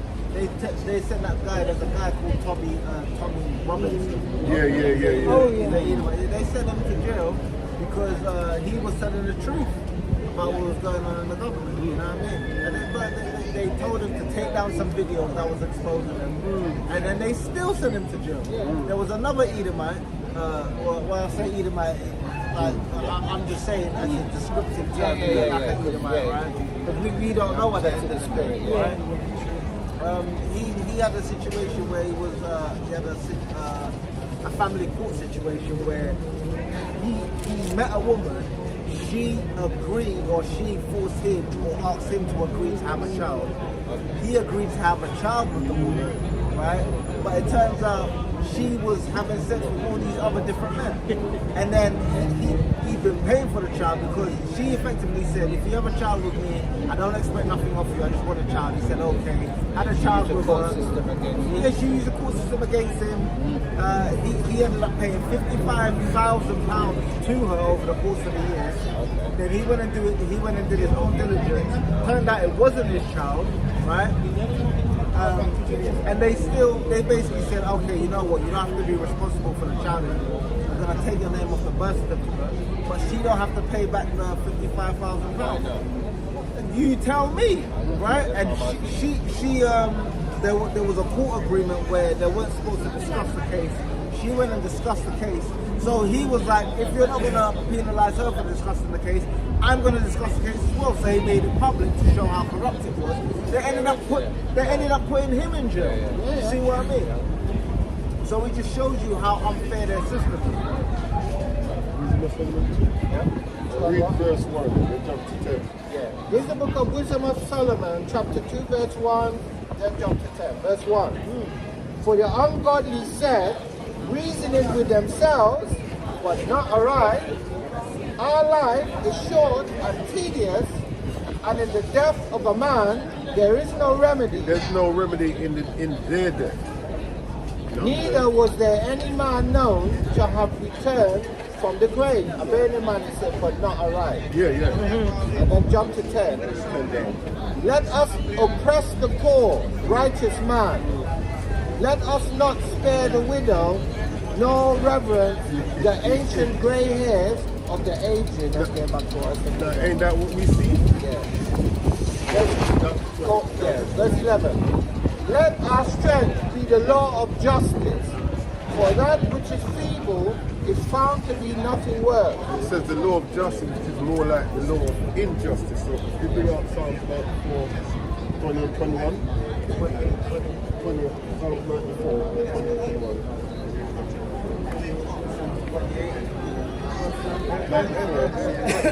This is Psalms 94:20. Shall the throne of iniquity have fellowship with thee, which frameth mischief by a law? So lucky. And you know what? Well, just hearing that, it just reminds me of Jake. How Jake always what about Esau? Like, always want them in with them. But they're the throne of iniquity. But they always say it. They be like, oh yeah, he's invited to the cookout. Whenever any Edomite says something right, they're like, oh yeah, he can come to the cookout. Now, why do you want him at the cookout so bad? No, but bear in mind, that is proof that the Stockholm Syndrome is a real thing. Because when you read the 4 stages of it, it basically said that exactly what you said. Why did they pay for Esau? They're going to do that. It's a result of trauma. Yes, that's good, because remember that other week when we did the that lesson, you brought out the 4 stages, like in detail, the 4 stages of that Stockholm Syndrome. Read that again. This is Psalms 94:20. Shall the throne of iniquity have fellowship with thee, which frameth mischief by a law? They gather themselves together against the soul of the righteous and condemn the innocent blood. Yeah, and how did they condemn the innocent blood? Book of Zechariah, chapter 11, verse 4, and it reads, Thus saith the Lord Yahweh my God, feed the flock with the slaughter. Verse 5, his possessors slay them, and hold themselves not guilty. Right? And they that sell them say, Blessed be the Lord Yahweh, for I am rich, and their own shepherds pity them not. Continue that. Verse 12. Therefore, let us lie in wait for the righteous, because he is not for our turn, and he is clean contrary to our doings. And that's literally as well, because we bait a lot. And what they want to do is not be held accountable for anything that they do. Clean contrary to our doings, because contrary to them. He upbraideth us with our offending the law, and objective to our infamy, the transgressings of our education. They're putting it in print, bro. The transgressions of their education. Wow, I remember this piece. Verse 13. He professeth to have the knowledge of God. Speaking about us, God, this is why your faith is going to have to be, pray for strength, faith to be strengthened. Yes. Was it Psalms? And he calleth himself the child of the Lord. Falsely that No, it's talking about us. Oh, okay. What they're going to do is test us. Yeah, let me read that again. Verse 13. He professeth to have the knowledge of God. So that's what they're saying. We're professing to have the knowledge of God. And he calleth himself the child of the Lord. Verse 14. He was made to reprove our thoughts. He is grievous unto us, even to behold, and that's so correct. Because sometimes I look at him and I'm like, boy, you lot look red for him. For his life is not like other men. His ways are of another fashion. Hey, this is getting, I'm going to say like how you say, this is getting Pacific, bro. This is getting Pacific. Verse 16. We are esteemed of him as counterfeits. But they are. No, I know, but they look at us as counterfeits. No, but they're talking about us. Yeah, I know. They're saying that we're looking at them. They are. Like, look at them over there. Look, they can't. Oh, I know, without exactly. a doubt. He abstaineth from our ways as from filthiness. He pronounceth the end of the just to be blessed, and maketh his boast that God is his Father. That's right. Verse 17. Let us see if his words be true. So this is where your faith is going to be tried, because they're saying, well, he's saying in the Son of the Most High. Well, let's see them. Yeah, exactly. And let us prove what shall happen in the end of him. Verse 18. For if the just man be the Son of God, he will help him Right. and deliver him from the hand of his enemies. And this is why I said faith is going to play a big part. You're going to have to believe that the Most High is going to deliver you. And it's our spirit, our soul that we're trying to save. Remember that. It's not the flesh. See, it's like even when you made a point about them being country, when you look at what's the tribe called? Amalek. All right. When you look at Amalek, right, Amalek. He goes through the whole thing of you come through the line of your mother, right? And even the scriptures themselves tell you you're supposed to pity the widow and the fatherless, because they know when you don't have a father, just like when we don't have a father, you are without protection.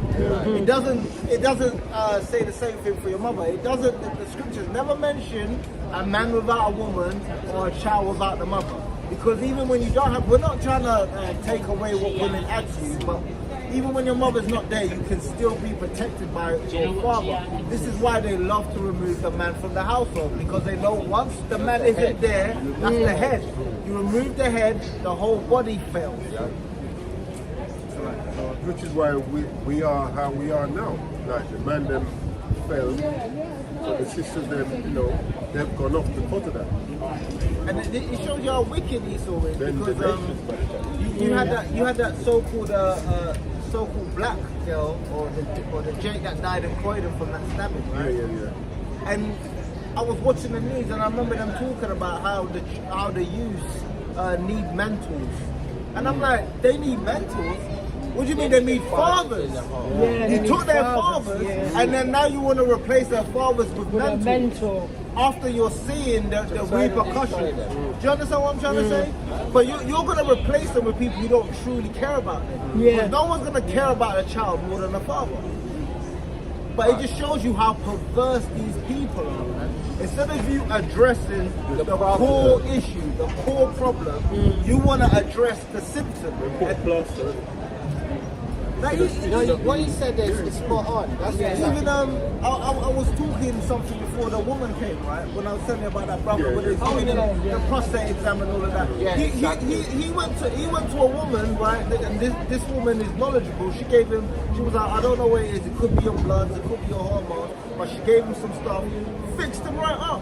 Now these doctors couldn't figure it out, and it shows you that he's a physician of no value. Now, once you understand the body, why do you need to stick your finger up my arse? Why do you need to stick your finger up my rectum to find out there's a problem with me? If you know I have a symptom of an issue, why not try to treat that before you start doing that? It's perverse, but it's a form of dominance as well. So they want to dominate you on a low key. That's what they're doing. And you know the mad thing about one of the reasons why they do that, because they're looking at like that Kundalini, activate that. We don't want to give you some medication, right? We don't want to give you some medication because it has an adverse effect. Right. So we want to make sure where it is before we give it to you. Now, if you're taking something natural, there's no adverse effects to you taking it. So it's like, right, well, she said, I don't know where it is, but take this anyway. She never said, well, you shouldn't take, let's find out where it is, because if you take this, you're going to grow a 6 toe. Do you understand what I'm trying to say? But Esau will say, the side effects, it may cause death. It shows you how worthless their systems are. And then they make you sign a disclaimer as well. This is Hebrews 12:16 says, lest there be any fornicator or profane person as Esau, who for one morsel of meat sold his birthright. I think the point of Brother White was profane.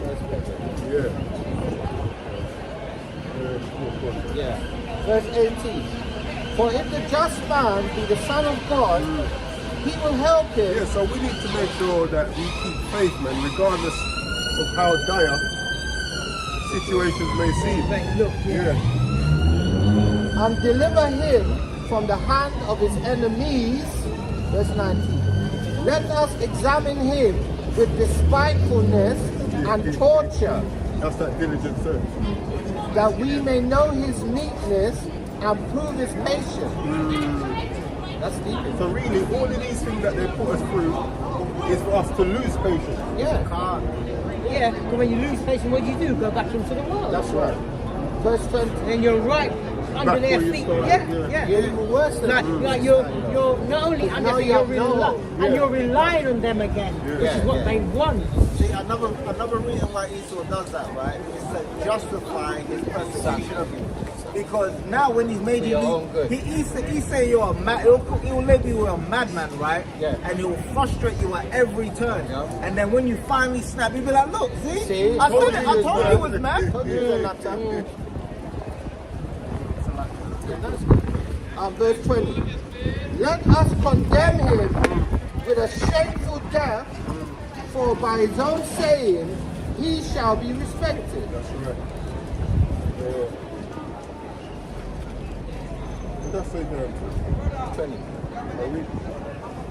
Keep reading. 20 down to 22. Down to 22.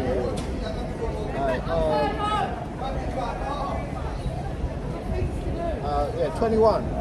Such things they did imagine and were deceived, for their own wickedness have blinded them.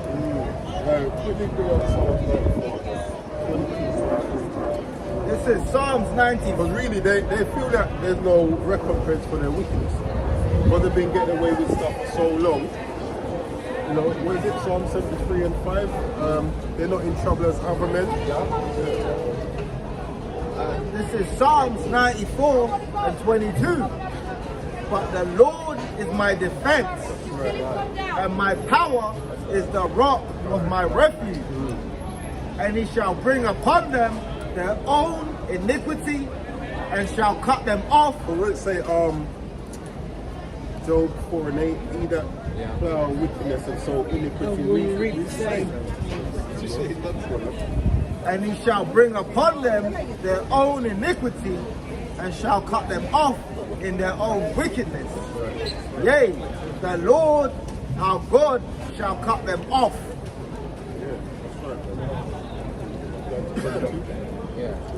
21. Such things they did imagine and were deceived, for their own wickedness have blinded them. Verse 22. As for the mysteries of God, they knew them not, neither hope they for the wages of righteousness. So they know what their end is ultimately, you know what I'm saying? They know what their end is. That's why it says the devil come down on you with great wrath, because they know that he has got a short time. Nor discerned a reward for blameless souls. That's right. Psalms 10, 2 to 5. Psalms chapter 10, verse 2. The wicked in his pride shall persecute the poor. Let them be taken in the devices that they have imagined.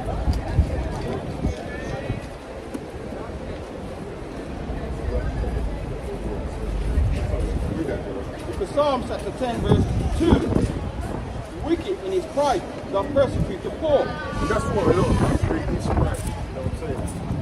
There's a lot of pride in Esau. That's his downfall, and this is why we have to try and expel as much as possible to a very, I should say, keep it to a very low minimum, the pride that we have in us. Because we've all got some level of pride in us, you know what I'm saying? But it's like with sin, keep it, like the scripture says, offend less. That's what we're trying to do.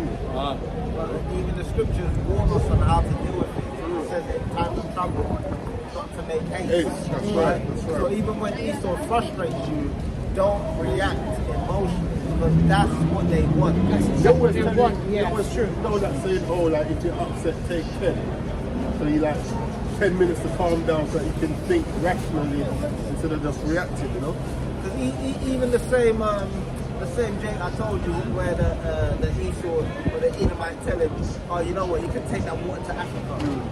If he actually, he ended up losing his job, right? But if he actually took 10, if he didn't make haste in time of trouble, he could have filmed, he could have had a little camera, he could have filmed all of that, and he could have done a class action lawsuit or something. You see what I mean? But he reacted emotionally. There's another Jake where an Edomite said something racist to him, and he's from the wrong, right?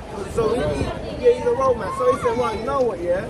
Because we're at work, I'm not even going to poke you. What I'm going to do is I'm going to take you around the corner and I'm going to beat your ass for you. So he's grabbed this guy, he's taking him around the corner. The guy's screaming. Everybody's calmly seeing him. And he ended up losing his job.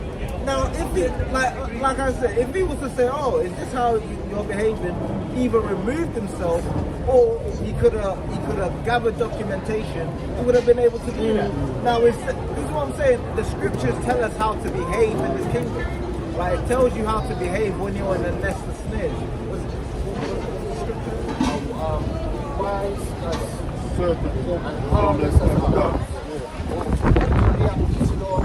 That doesn't mean that you don't defend yourself. It means Where it that says, if possible. yes. Yeah, because there'll be a time it might not be possible. I was going to say.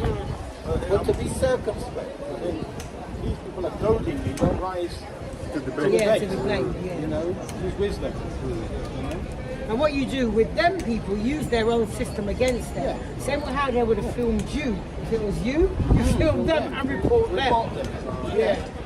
Use their own system against them. Book of Psalm chapter 10 verse 2. The wicked in his pride does persecute the poor. Let there be taken the devices that they have imagined. Because you buy a house, you get taxed.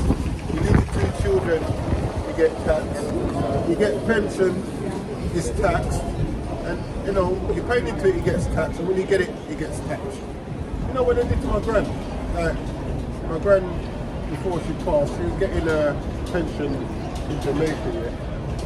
And let's say she's getting, say, $200. They're right and say, oh, we want to pay you in dollars. Exactly. So you could probably use £2 out of that £200. Just pay her $200 in Jamaican dollars. Wicked. We want to pay you in dollars. Yeah, but So it's cheaper for them, isn't it? What? £2. So you can probably use 1 month's thing for a good couple of years, you know, like giving her £2 to pay. It's ridiculous, man. But they mismanaged the finances of the pensions. It's like they mismanaged even now, because they spend all the money for the pensions, sending money to Ukraine and doing all of this. Now, instead of them having a pension pot to pay for the pension, what they're doing is they're having the people who are actually working now, they're using those taxes that they collect to pay off the pension. In 10, 20 years, Lord willing, this place isn't around, right? If this place is still around, they won't have enough money in a pension to be able to pay these people. That's why they're raising the age. That's why, yeah.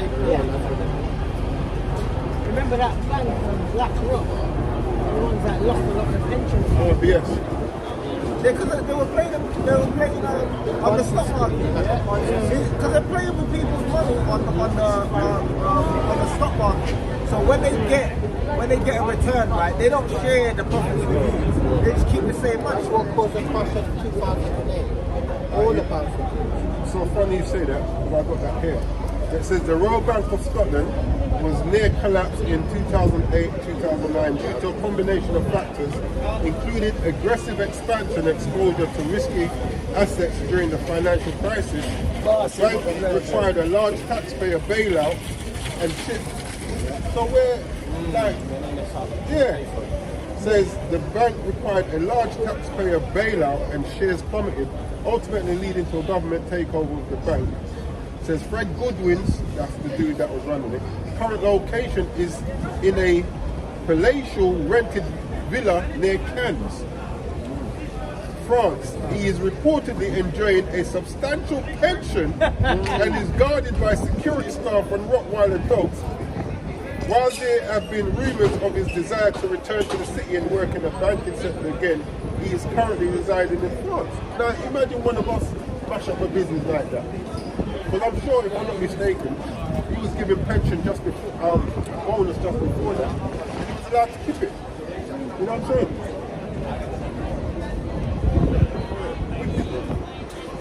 It says, how much did it cost to bail out back in the banks? The cost to bail out UK banks in 2008, 2009 was estimated at 137 billion with a net cost of approximately 23 billion after recoveries. The government provided cash injections and guarantees to stabilize the financial system, according to the Financial Service Compensation Scheme. While 137 billion was the initial outlay, much of that was recouped through recoveries and repayments. But whose money was they using? Taxpayers' money. Like, they're not going to bail me out.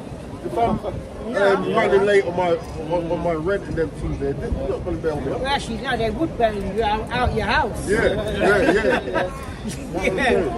That's the only bailout we're getting. Like even with retail investors, because that's what they call investors who aren't who don't come from the institution. When you're personally gambling on the stock market, they call them retail investors. If you get paid, you get taxed on your salary, right? You take the salary, you've already been taxed. You take the risk and put it in the stock market, then you reach a dividend. They expect you to pay tax on the money that you profit from, even though you've already paid tax on the initial money that you used to invest. That is completely wicked. Because now they want to tax you twice instead of just the once. Now the brother was talking about Stockholm Syndrome, so I want to play this because you got our people that's just as destroyed. So hopefully you can hear this. I am so sick of this conversation. And here it goes. Reparations.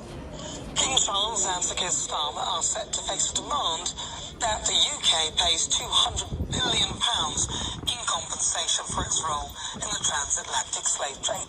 15 Caribbean governments have decided to put slavery reparations on the table at the Commonwealth Heads of Government meeting in Samoa later this month. Of course they have. Who doesn't like being given pots of money because they believe they've been wronged? UN Judge Patrick Robinson even called the 200 billion figure an underestimation of the damage caused by the trade. He said that he was amazed that countries involved in slavery think that they can bury their heads in the sand on the issue, and stated once a state has committed a wrongful act, it's obliged to pay reparations. You know what this is, don't you? They've seen how woeful and weak our government is. They've watched Foreign Secretary David Lammy flippantly hand back the Chagos Islands, Labour using their vast majority to get policies through unchallenged. And these countries have thought, we're onto something here. David Lammy has also in the past said that he would take the responsibility of being the first Foreign Secretary descended from the slave trade incredibly seriously. He said that his Guyanese parents would not have believed their skinny son in NHS prescription glasses who got stopped and searched on the streets of Tottenham could end up reaching the Foreign Office. Sorry, but this sounds a little bit like we're in sort of chip-on-shoulder territory. That's just my view. David also tweeted, in 1833, Parliament passed the Slavery Abolition Act, £17 billion of compensation to slave owners for the loss of their property. My ancestors, the slaves, received no reparations. Some people simply do not know their history or do not want to know hard truths. Okay, let me give you some hard truths, David. Even if we were to agree to reparations, who do we pay? Just because my skin is considered black doesn't mean I am one of the wronged party. This country is also full of people from all nations. Should they contribute to the pot to pay just because they live and work in the UK? I mean, where do you think the money's going to come from? And for those receiving the funds, for all we know, they might be descendants of slave owners, because the trade did not happen without the cooperation of many from those very nations demanding the reparations. Unless we're all prepared to take a DNA test first so we can work out what our actual ancestry is and whether they were friend or foe to the trade or whether many demanding reparations are in fact even Caribbean, then how do we ascertain who gets what? You see, the problem with this is that not all Caribbeans are innocent. Being black doesn't make it so. Many benefited from the slave trade, and to carte blanche blame it on the UK and demand a ludicrous sum is frankly naive. And I don't see why I, as a Ghanaian descendant born in Newcastle living in the UK, should pay a penny towards it. And whilst the slave trade was an abhorrent, vile business, it brought some benefits to those nations. Have you factored that into the calculation, David? Ironically, it's not black and white.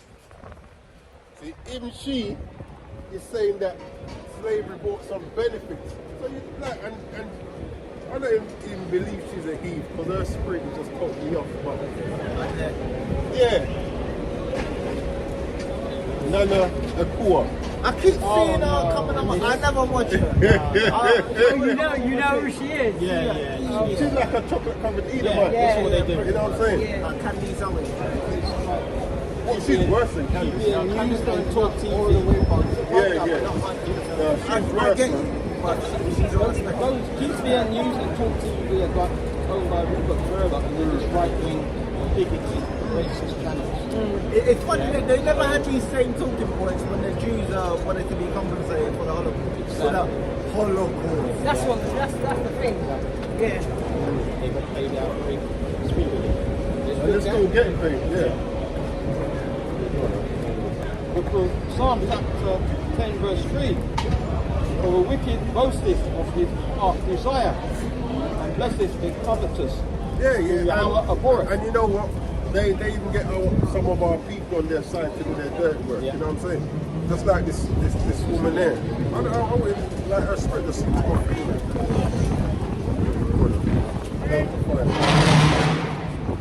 Verse 4, wicked through the pride of his countenance will not seek after power. Power is not in all his thoughts. Verse 5, his ways are always grievous. Thy judgments are far above out of his sight. As for his enemies, he puffeth at them. That's why it says, though he humble himself, you know what I'm saying? Be aware of him, man. And that humble is just an act anyway. Yeah, It exactly. really actually humble Not Friday. Because Psalm chapter 75 verse 4, I said unto the fools, deal not foolishly, and to the wicked, lift not up the horn. Lift not up your horn on high. Speak not to the stiff-necked, for promotion cometh neither from the east, nor from the west, nor from the south. For Yahweh is the judge. He putteth down one and setteth up another. Yeah, and you know, Lord willing, we're off that number, which is going to be part of the another. Where it says Jacob is the beginning of it, that followed. Bring stop at 3. 1 to 3, and jump to 3. Alright, 1 to 3 and jump to 8. In the book of Psalms, chapter 73, 1 to 3, then jump to 8. Truly, Yahweh power is good to Israel, even to such as are of a clean heart. That's why it's important for us to do what's right, you know, regardless of the situation, you know. And not just do what's right in our own eyes, but do what's right in the Most High's eyes. Verse 2.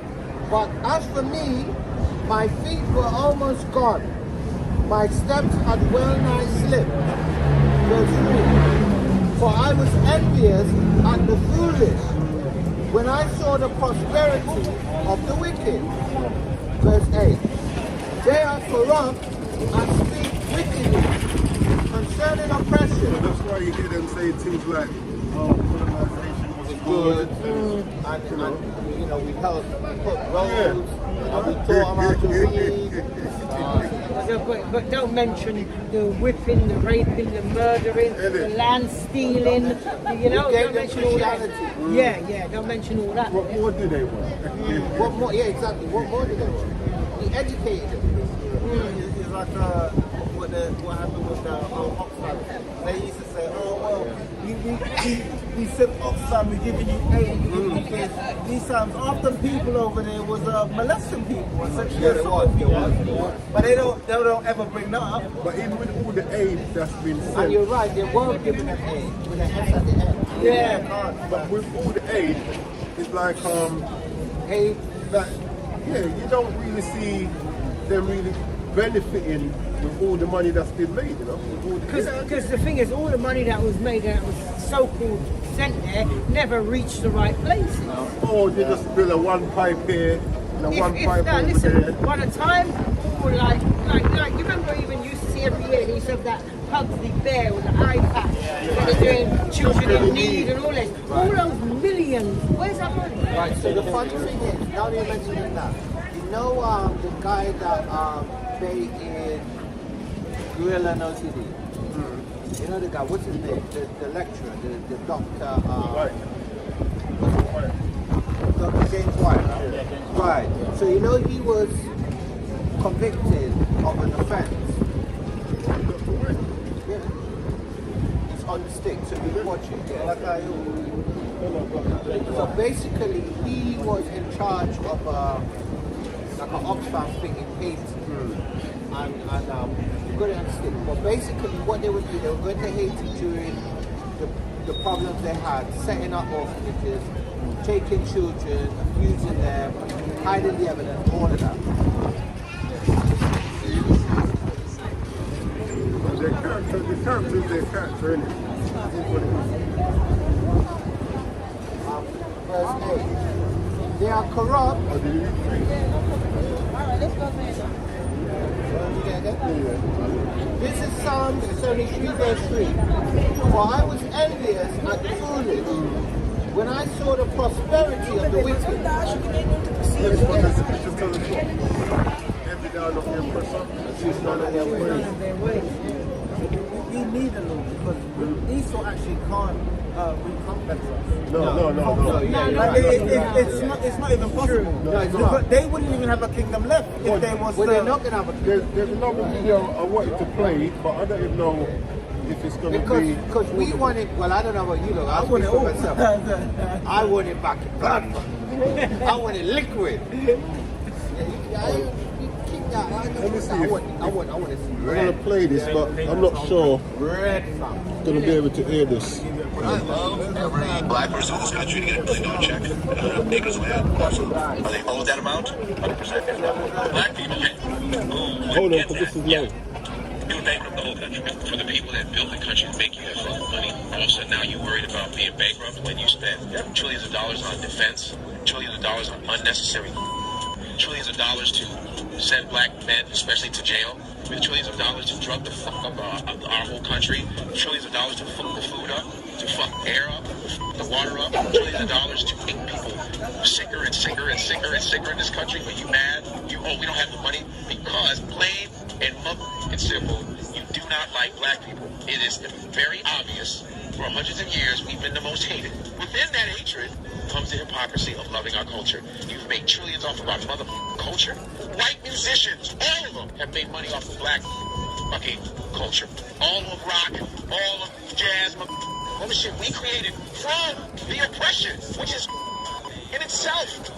The oppression and the fucking abuse and the rape and the putting down of us, we create blues, jazz, rock and roll, reggae, ska. We invent all of that shit. And to top it off, we invent all the modern that you all use. From the video game cartridge, Henry Lawson. We got the pacemaker, Otis Boykin. We have the Dr. Bath, who created the laser eye surgery. We have Dr. Gladys, who's still alive, who's almost 80 years old, who created GPS. We have the guy who created the algorithm for Instagram, who's a 21-year-old Ghanaian kid.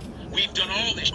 Then the internet was discovered by a Nigerian guy in the 80s. Like, we've done all of this innovation, even though we've been shit on and continue to be shit on every motherfucking day, right? Because nobody wants us to live anywhere. Nobody wants us to have this unless we're playing sports for them athletically or sexually satisfying. All black people are good for. We're supposed to be at people's beck and fucking call when they want us to entertain them or make them some kind of money. But if we ask for being autonomously wealthy on our own, being autonomously having our own shit, all of a sudden everybody pitches everybody has a fucking hissy fit. You don't want us in your neighborhood. You don't want us in your schools. You don't want us doing anything. But then when we say, hey, okay, that's cool, because Muhammad Ali said, hey man, I think we should have our own state. I don't want to live amongst you. Like, well, why not? You don't want us around. You're segregating everything. And then as soon as we want to go, white people start panicking. You know, we don't want to be around you, so you can call us We're tired of white cops shooting us. We're tired of this pissing contest that these white cops have because they're afraid of black dicks for some reason. Because most of this shit, black dick envy. We're tired of that. So what about this? Why don't we just give us what you owe us? And we can go on and do our own shit. But no, they don't want that. White folks especially hate autonomous black happiness. They do not like when we are by ourselves doing our own shit. They cannot stand that. They don't even like us in a group. Whites always got to have their hand in our shit. And if they're not part of it, then we're back to being fools and spades and all this other. Yeah, so he starts off saying, hold on.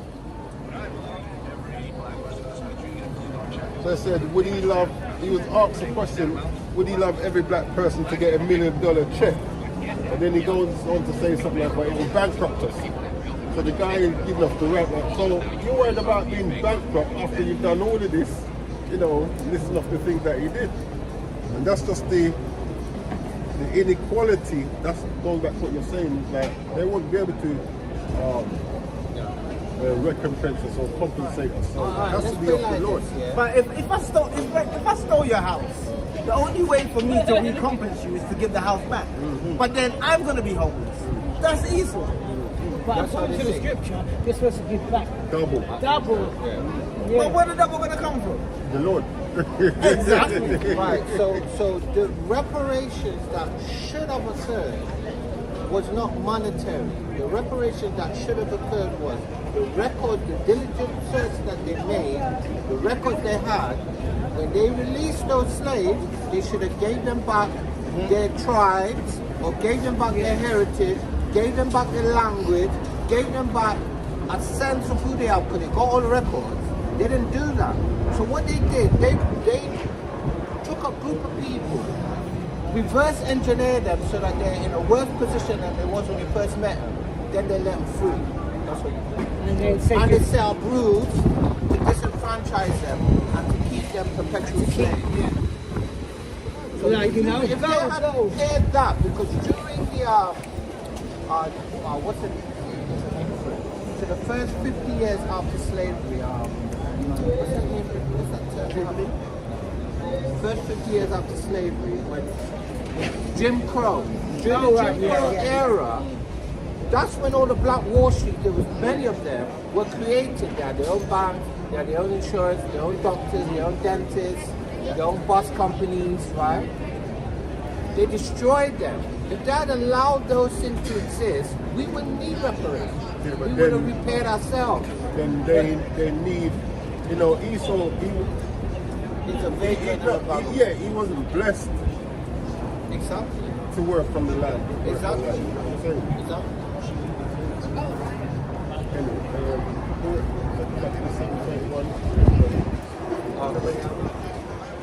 This is Second Maccabees, verse 7.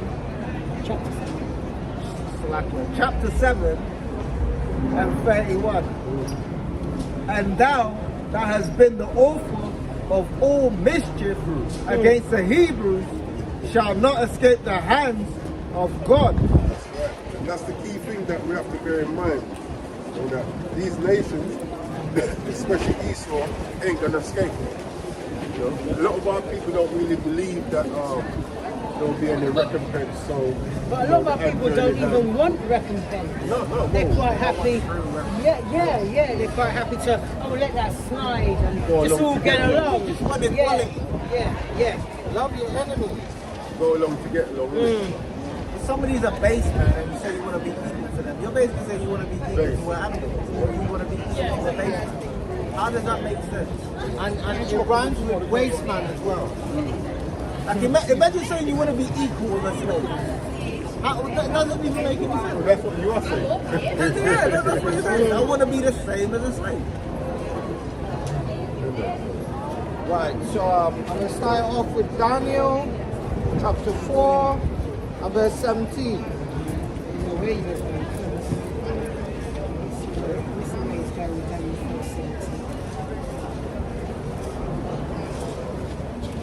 Okay, we're there. Yeah, all right, let's go. This is the book of Daniel chapter. No, I thought you were starting to read. I didn't realize you ain't called it yet. Yeah. This is the book of Daniel chapter 4 verse 17. And it reads, This matter is by the decree of the watchers. And the decree is going into law. It's a law. And the demand by the word of the Holy Ones, to the intent that the living may know that the Most High ruleth in the kingdom of men, and giveth it to whosoever he will, and setteth up over it the basis of men, or the waces of men, the waste man of men. All right, and then I'll precept that with Proverbs chapter 21 and verse 1. And it reads, Proverbs chapter 21, verse 1. Got it? The king's heart is in the hand of the Lord Yahweh. As the rivers of water, he turneth it whithersoever he will. Verse 2. every way of a man is right in his own eyes, but the Lord Yahweh pondereth the heart. And then I'll finish it off with Proverbs chapter 20, verse 24, and it reads, Man's goings are of the Lord Yahweh. How can a man then understand his own way?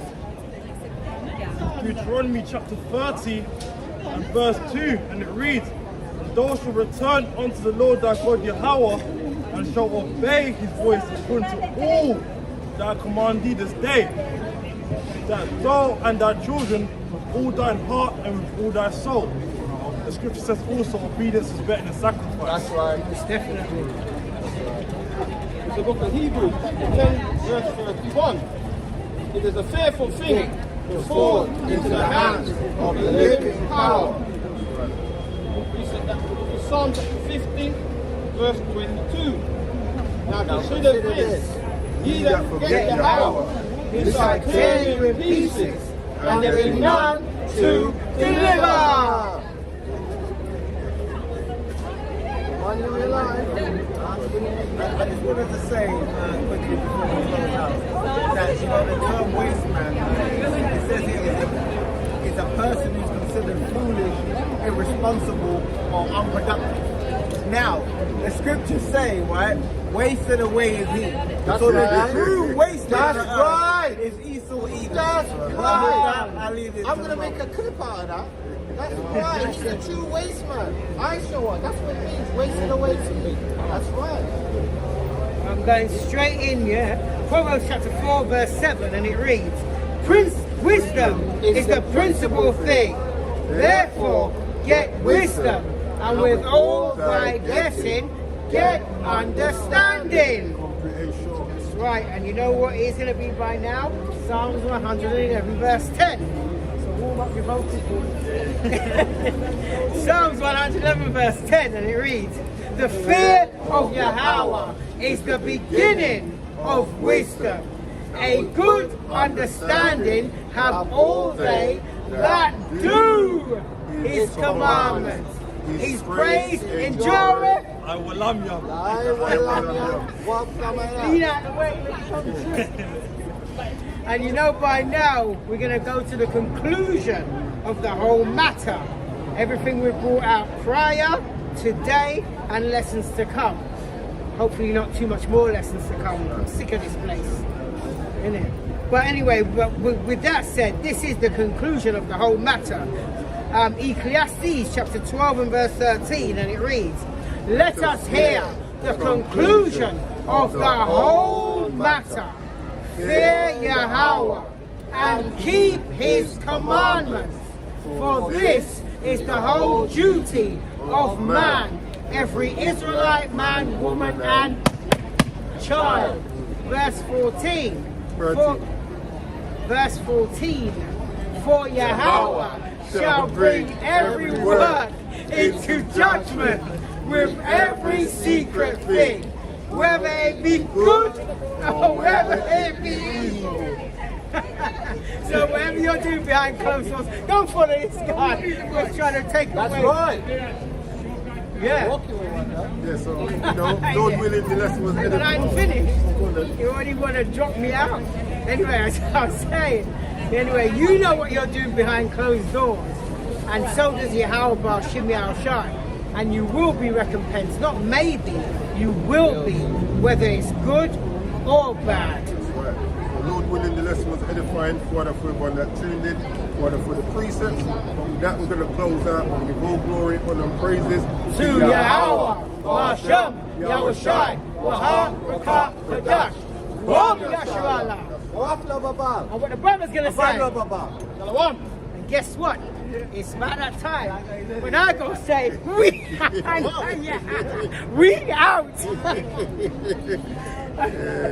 I know you're up to no good.